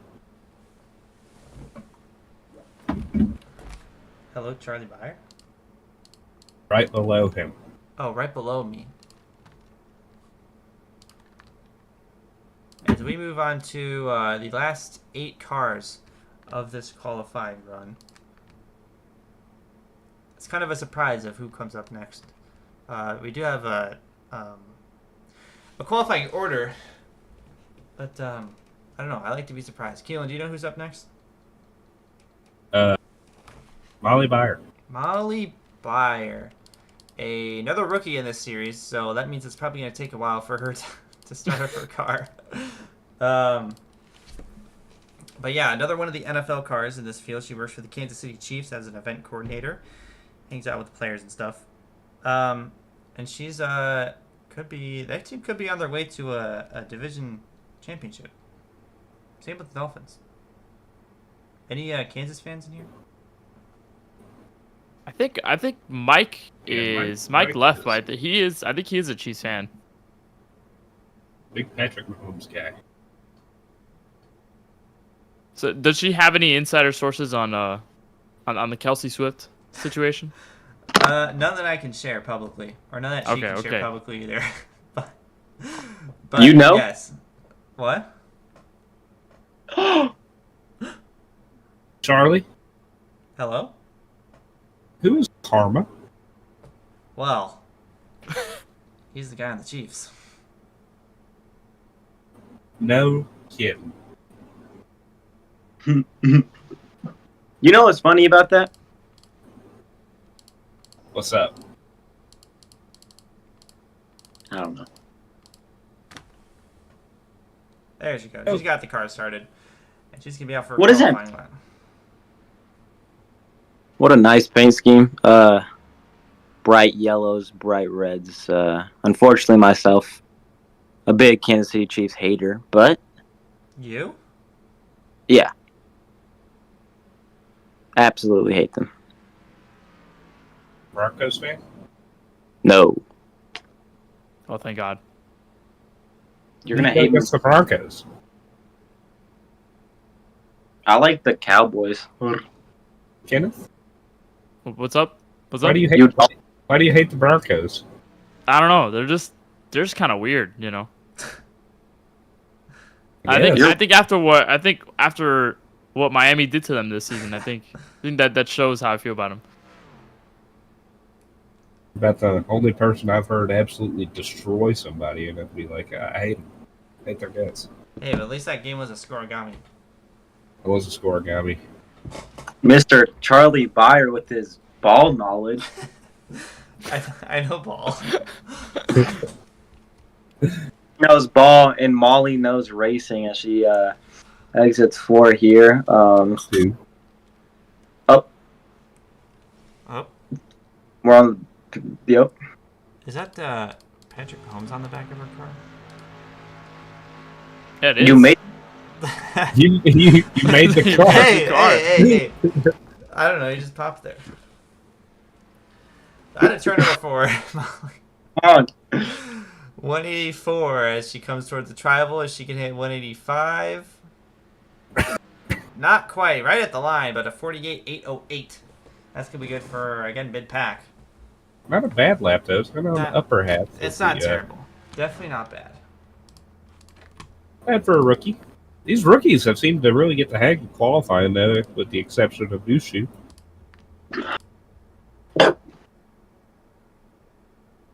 Tough qualifying for that, buddy. Tough. It's tough.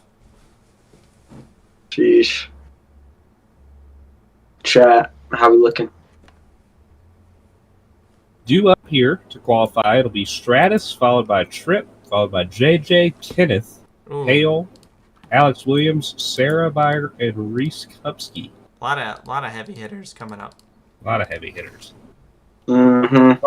Couple home area guys too, trying to get the hometown victory.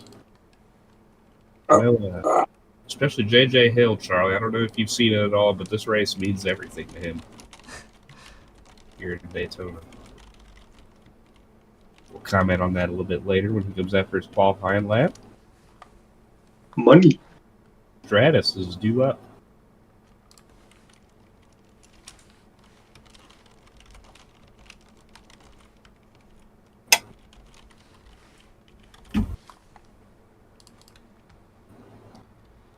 Stratus running a Kmart car this season. Ran a Kmart car last season, I believe. And he got a win. He actually got the last ever LGO Cup Series victory. It was a rain-shortened race at Chicagoland. So he does have the last ever LGO Cup Series win. He won as a rookie in the Kmart car, and now he's back in a Kmart car. So we're gonna see how he does. He's on JFK Memorial Racing, which we've only seen two of their. No, he'll be the third JFK Memorial Racing car. We've seen Randy, we saw Lars, and then after him we just have Reese to go. Talented little lineup right there. Yeah, it is. That's probably one of the most stacked teams that we have. If we go over the teams here, we have Dirty South Racing, Kelan. That's your team with... oh, he's already on the back straightaway. Yeah, Kelan, tell us about Dirty South Racing, actually. It's a project team started out of the garages of Daytona Beach, Florida in Auto Sim.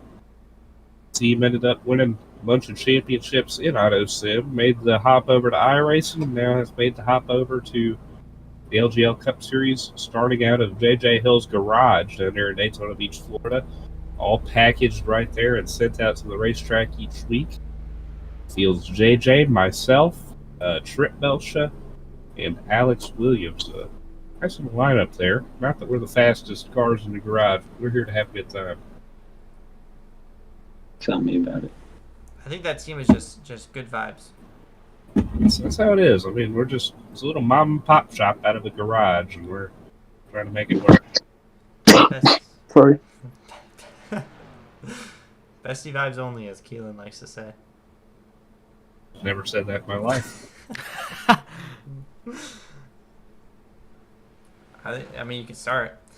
Stratus comes out the corner, 185 miles per hour. Is he going to hit 186? Almost does. That's a good lap. 48.702. That's good Quick for time. That's good for pull.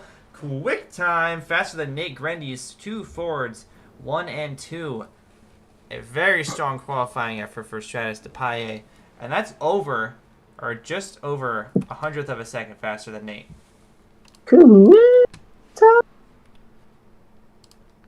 Um, 10th, nearly a 702. my crew chief is calling me down to the track. We gotta go talk strategy. I'll be right back. He already did the qualifying run. I don't know what they're talking about. We're really ready They're for just Monday. analyzing everybody else, I guess. I think so. It's not a bad Yeah, strategy. 702. That's what fastest we've seen by a long shot. 500ths of a second. Half a tenth, yeah. It's a heck of a lap by Stratus. Guy coming in with a chip on his shoulder right when he got momentum in the LGL Cup Series. Boom! It's over. He's trying to carry over the momentum. It's universe, Charlie. Yes, and that's just a really, really good qualifying start. Probably the oldest in human years that we've got in this field this year, Trip Belcha in the number 19. Kelan, I'm going to hand this over to you. You know him better than anyone. You're just going to have why don't you talk through kind of Trip's motivations, what his strategy is. I mean, how's he feeling this season? Well, he's a senior citizen dog, and in the early stages of his career, he was out there contending for championships, and he's been struggling to find that success again, but now powered by Purina Alpo, he's ready to make a case and show that he is championship level. Coming with Dirty South Racing for the first time in his career, an LGL Cup Series legend of sorts, and the first pet to ever be introduced to the series.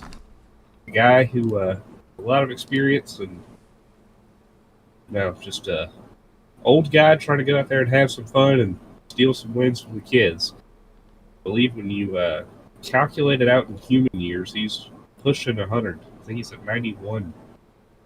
So he's man, you can't put a limit on his career. Got a handful of wins. Almost took a home and LGO Cup Series championship back in, oh man, season 4 or season 3, one of those seasons. So yeah, he knows how to perform. He's got race wins before. And I think he's excited. As you said, he's ready. He's ready to go. Literally, as he pulls out for the pit lane. But running the Alpo, I think, Kelan, talk us through the sponsor, actually.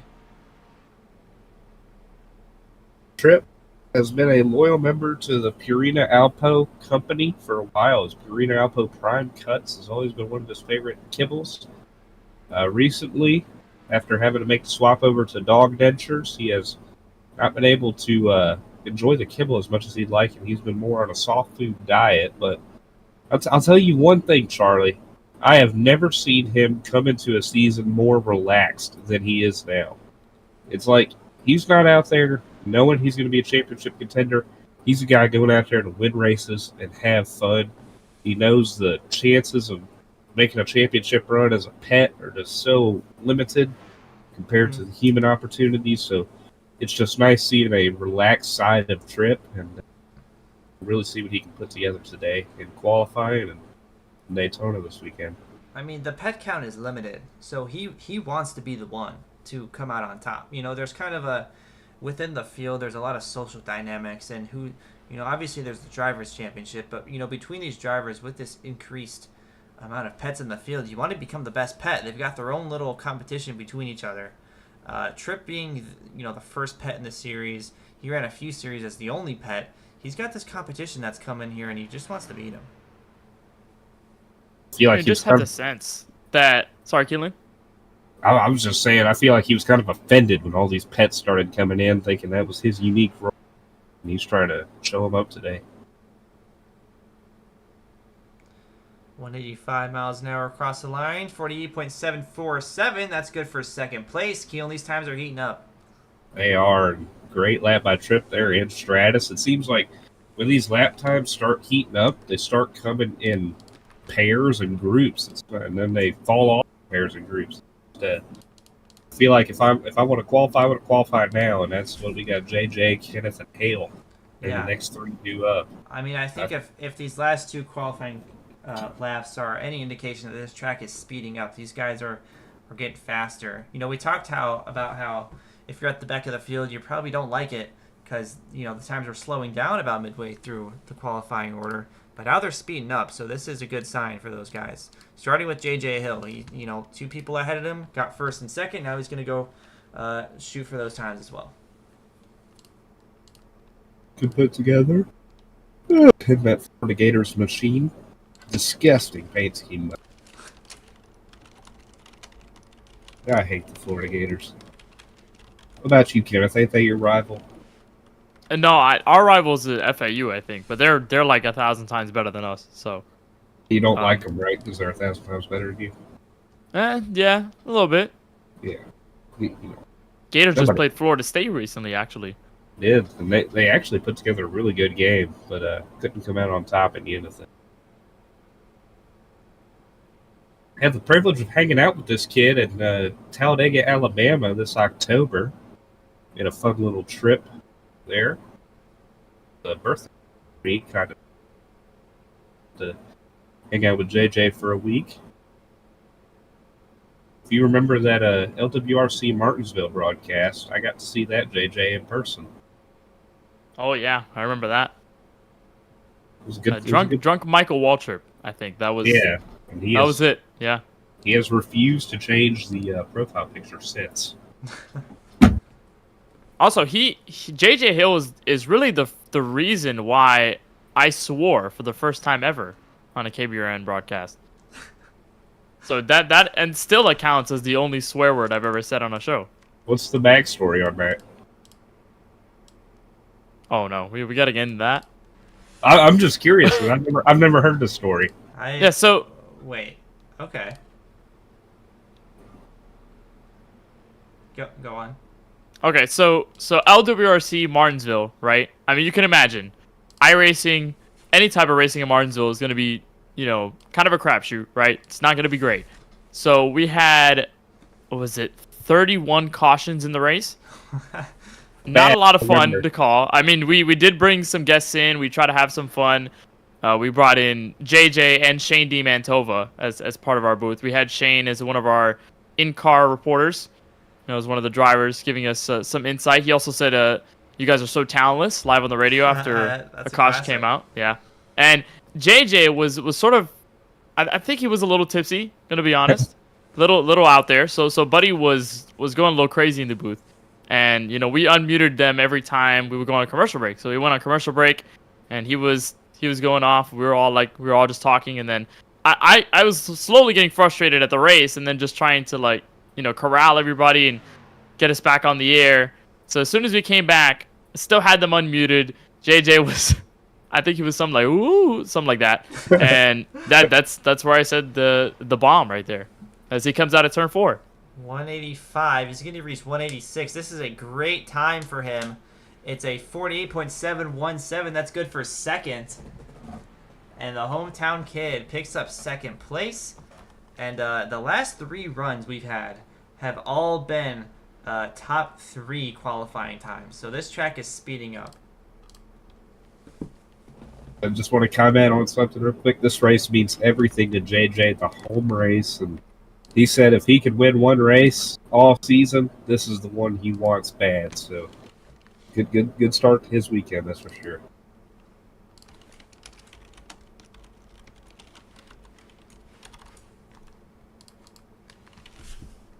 As we're gonna see who comes up next. We got a lot of heavy hitting drivers coming up soon.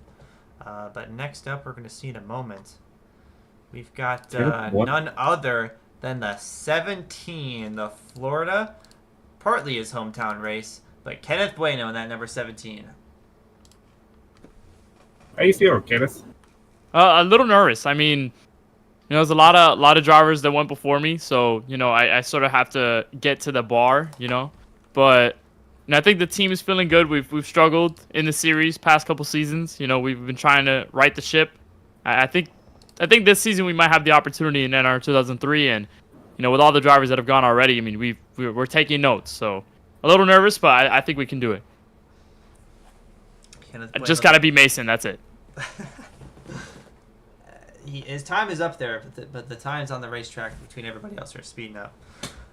Kenneth Bueno, the 22-year-old out of Miami, Florida. Favorite real-life race car driver is Jimmy Johnson. Woo!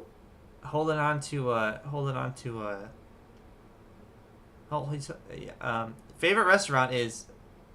Wait, hold on. Favorite restaurant is Chili's. I did not know that, Kenneth. Yeah. We do have the same favorite restaurant. Really? Really? Is it the fried pickles that gets you? It's the fried pickles, right? No, not the fried. The burger bite and the molten chocolate cake. That is the best. This is the best thing I've ever had. That's the stuff. Is that the one they give you for free on your birthday? I don't know if it's free. I'm not a super fan on Chili's. If I don't know this one. What do they give you for your birthday?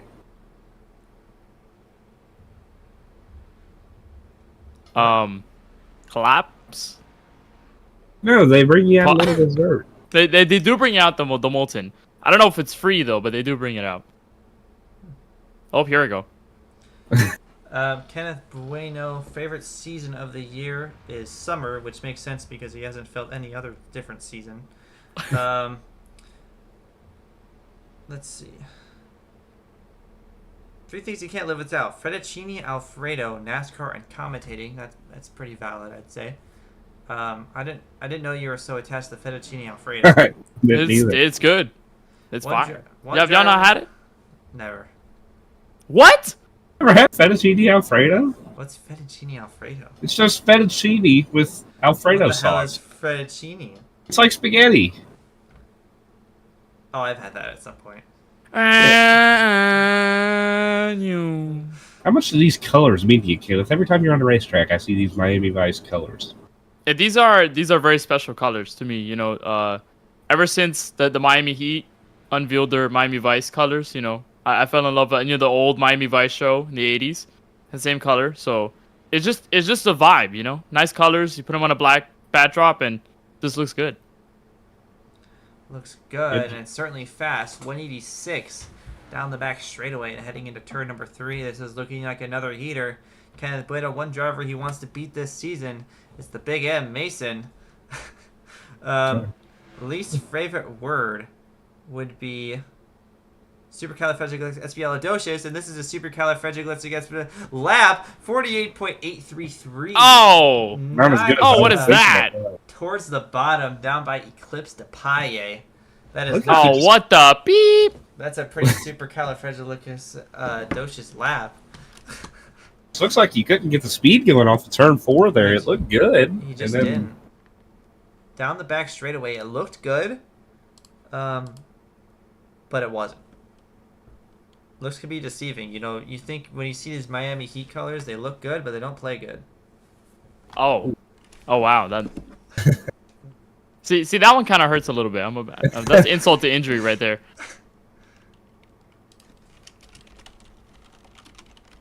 At least you're not the Rockets. That's true. We're Or the Pistons. That'd be anything but the Pistons. You'd rather be the Magic? Oh, the Magic are like what? Top 3, top 5 in the East right now? Are they good right now? They're pretty good actually. Pretty good team. Got a good record.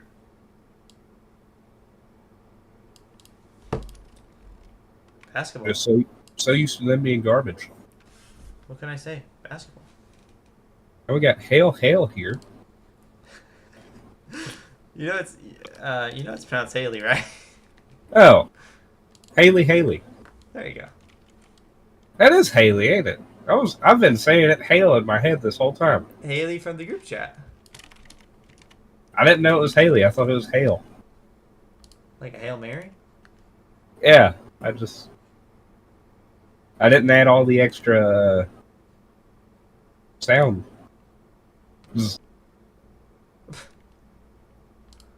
Haley. Come on, Haley. I got it down now. Haley. Haley. Came in as a rookie last season. Famously finished second in the Daytona, full-length Daytona 500 that we had that season. Lost to Benson Peden, who's probably the worst person you can finish second place to. If I'm being honest. Benson obviously not racing this year because of comments he made towards Stratus de Paille over the course of forever. It's okay. We're happy to see him go. But anyway, Haley, Haley finished in the top 5 in points last season. Had a good start to the season, had a lot of finishes, then went upside down in Kentucky, took a few barrel rolls, and she kind of fell off a little bit. But that's not to say that she's not consistent. And I think crossing over to NR 2003, it's a blank slate. I think that we've seen a lot of raw talent before. I think this would carry over for her. We got the talent, and we'll see what she can do in this qualifying run here. Trying to put it at the top of the board. No driver Beat by Stratus up there. You know, Kelan, something about these Ford Mustangs, they're always fast at Daytona. Like, they're always really quick. I don't know if it's the aero bodies or what, but these Mustangs always usually have a lot of pace at tracks like these, Talladega. So, you know, not surprised if we get another Ford Mustang, you know, moving up towards the board here. They have speed to have it down. 186. Solid 186. That was kind of toward the upper range. You know, Pretty similar to 186. Kenneth's run. Yeah, we'll see if she can pin it to the floor off the corner. 185 entering the tri-oval, but drops back down to 184. This lap is going to be a 48.724. Oh. That's going to be good for third place. This is like Kenneth Bueno is the only person out of this last group of people who wasn't able to put a really solid time down. Bruh. Is that a driver thing or a team thing, Kenneth? What happened there? Yeah, I don't know. I think there was something wrong. They put too much mustard in the car, so and I'm not a big fan of mustard, so it kind of repelled me a little bit. Maybe Like hamper my mustard. speed a little bit. I've never heard of this before. It happens in our team. I don't know why. I actually have heard that strategy. Like sometimes they use mustard bottles for weight distribution. I heard Michael Waltrip was kind of the catalyst for that. Yeah, he's done a lot of things. So Rocket fuel, you know that college football picture with the jar of not the jar the mustard, on the mustard field? bottle that's Yeah. on the field. Yeah. There's just no context mustard. That picture is actually hung up in the Chevy Sport offices Wow. as a nod to our strategy that we use. They were so big on it. Rookie Alex Williams here. Oh, here we go. Dirty Alex South Racing. Williams, probably one of the most highly touted rookies, or the highest expectations we have for a rookie, simply because of the way he talks himself up. One of As the a biggest driver? mouths you will find. Yes.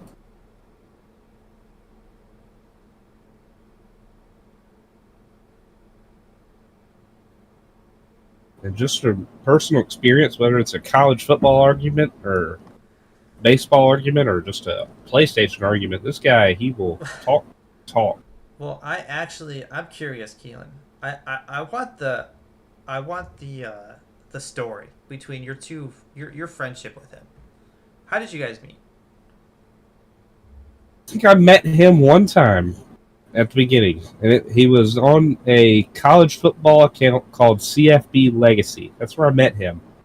But I never tied that CFB Legacy to Alex Williams for forever. Alex actually, in the college football community in 2018, 2019, he became a meme for his reactions, and he actually got his videos of his college football rants, and he's not proud of this character anymore. The character he put on, it was not reflective of him, but he did go on rants about college football, and his rants got actually posted on big college football fan pages.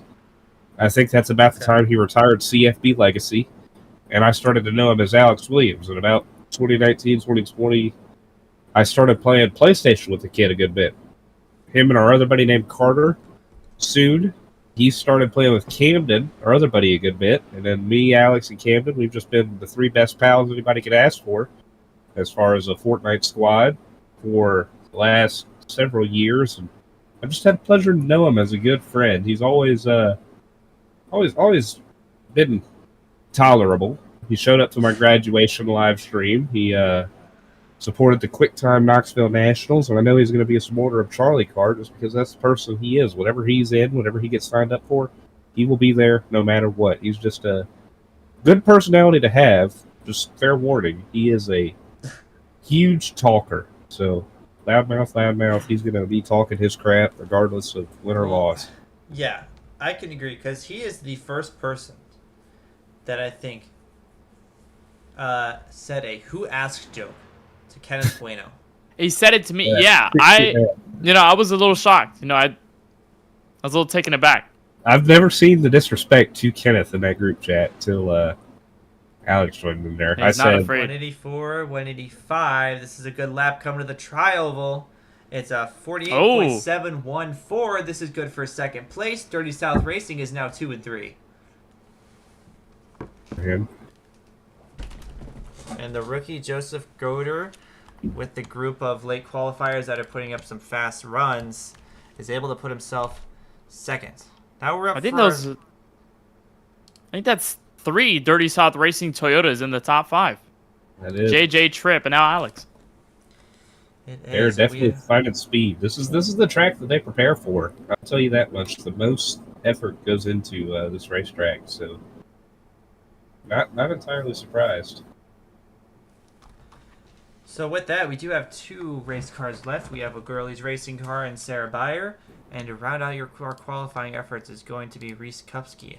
But first, Sarah Beyer, who has been kind of on and off in the LGO Cup Series. She joined early on, I think season 2. She was the first car to ever flip in the series, by the way, to go over. And then she kind of took a little bit of a hiatus. Then she came back in season 5. Didn't have a lot of success at all there.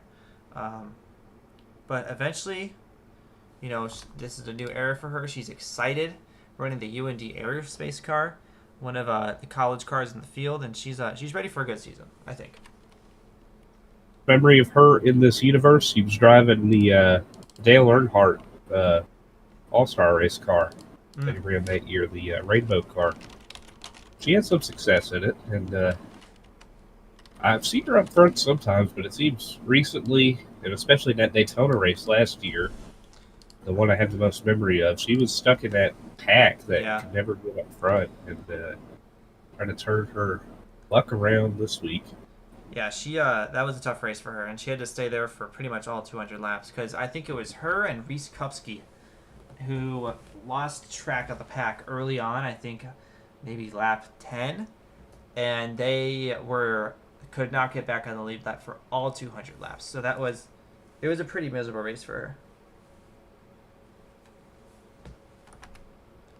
Do you think there's any more pressure on now Sarah and for Reese right after to put in good laps? I mean, these are the last 2 drivers on the list out of the long list that have already gone. Do you think there's more pressure for these 2?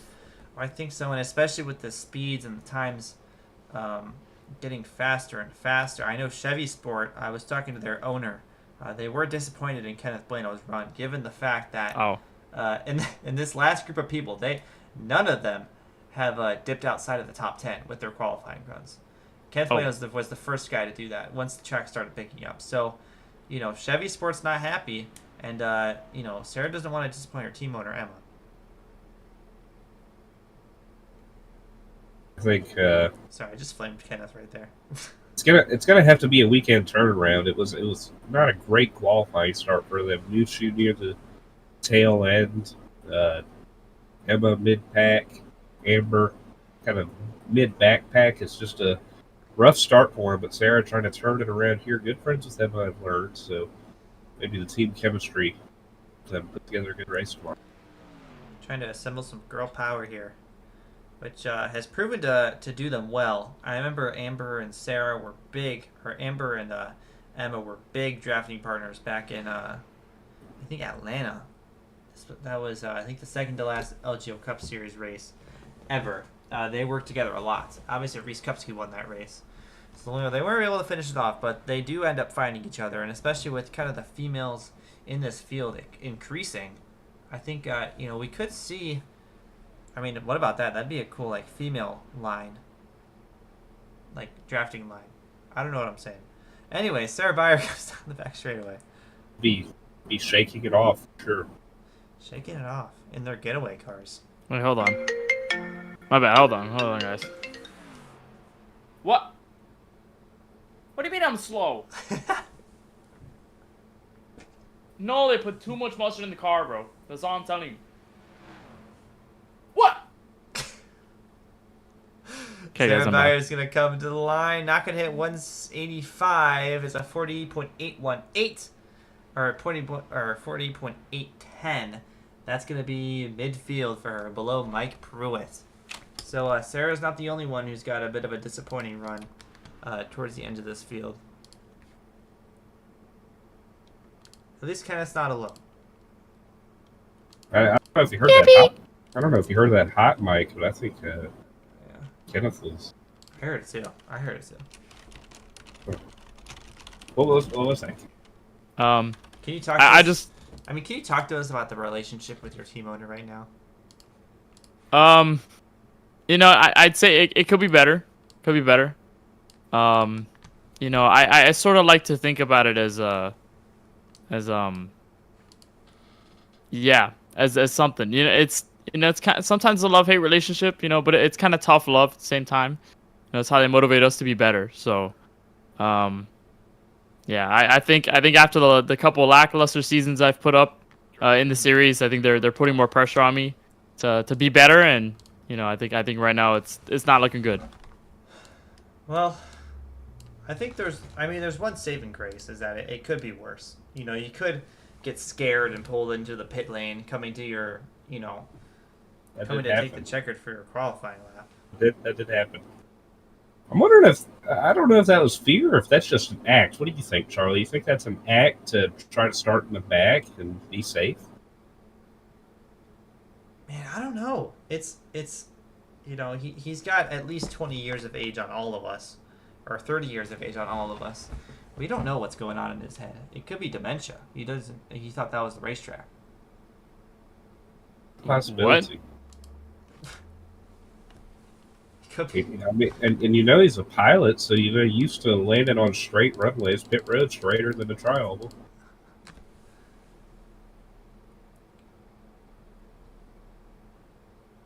In my opinion.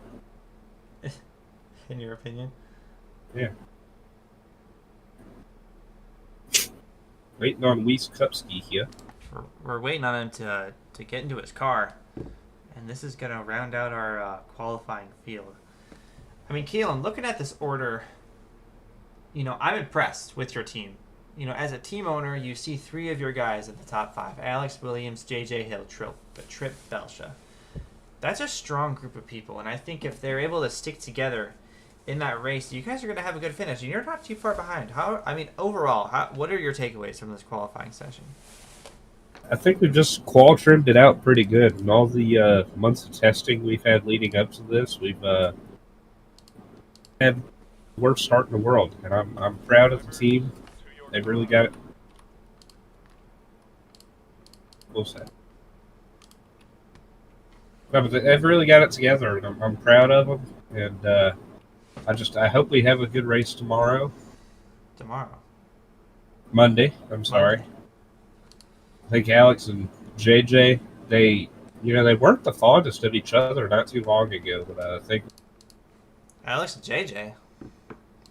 Yeah, they a lot of beef from college football, and Alex believing JJ is a delusional Florida fan, and JJ believing Alex is just a stupid guy who doesn't know ball. Oh. But I mean, this was in the past. I recently got them together on a conference call. I said, guys, if we want to work out together in Dirty South Racing, we have to get it together, and we have to be more cohesive as a unit.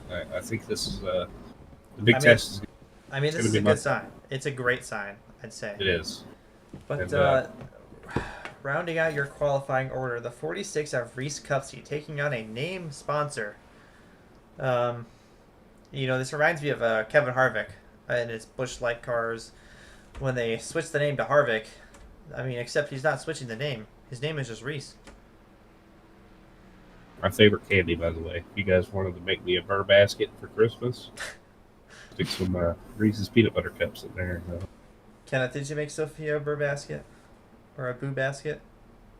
I did not. I think we planned on it, but we both did not do it. But we did give each other gifts because that was around our 1-year anniversary. So we did do entire things for each other, but not boo baskets. That's all right. No worries. I had to. We got them next year. Oh yeah, I had to help Kelan with his. I just needed to find the Aquaphor and Target. Yeah, big. What did you put in it, Kelan? It was a nice little crew neck sweater, kind of a tan color that she liked. A bottle of Aquaphor. What else did I put in it, Charlie? Candy. I put a lot of candy in there. And a couple candles. Okay. That's pretty nice. Yeah, I think I got it down. The Christmas orders are coming in on Tuesday, so 186. Ready. 186 miles an hour down the back straightaway. That's good straight line speed for the 46. We'll talk It's going about to be about baskets in a maintaining bit. you. This could be the final run that he needs. 183, 184 off of the corner.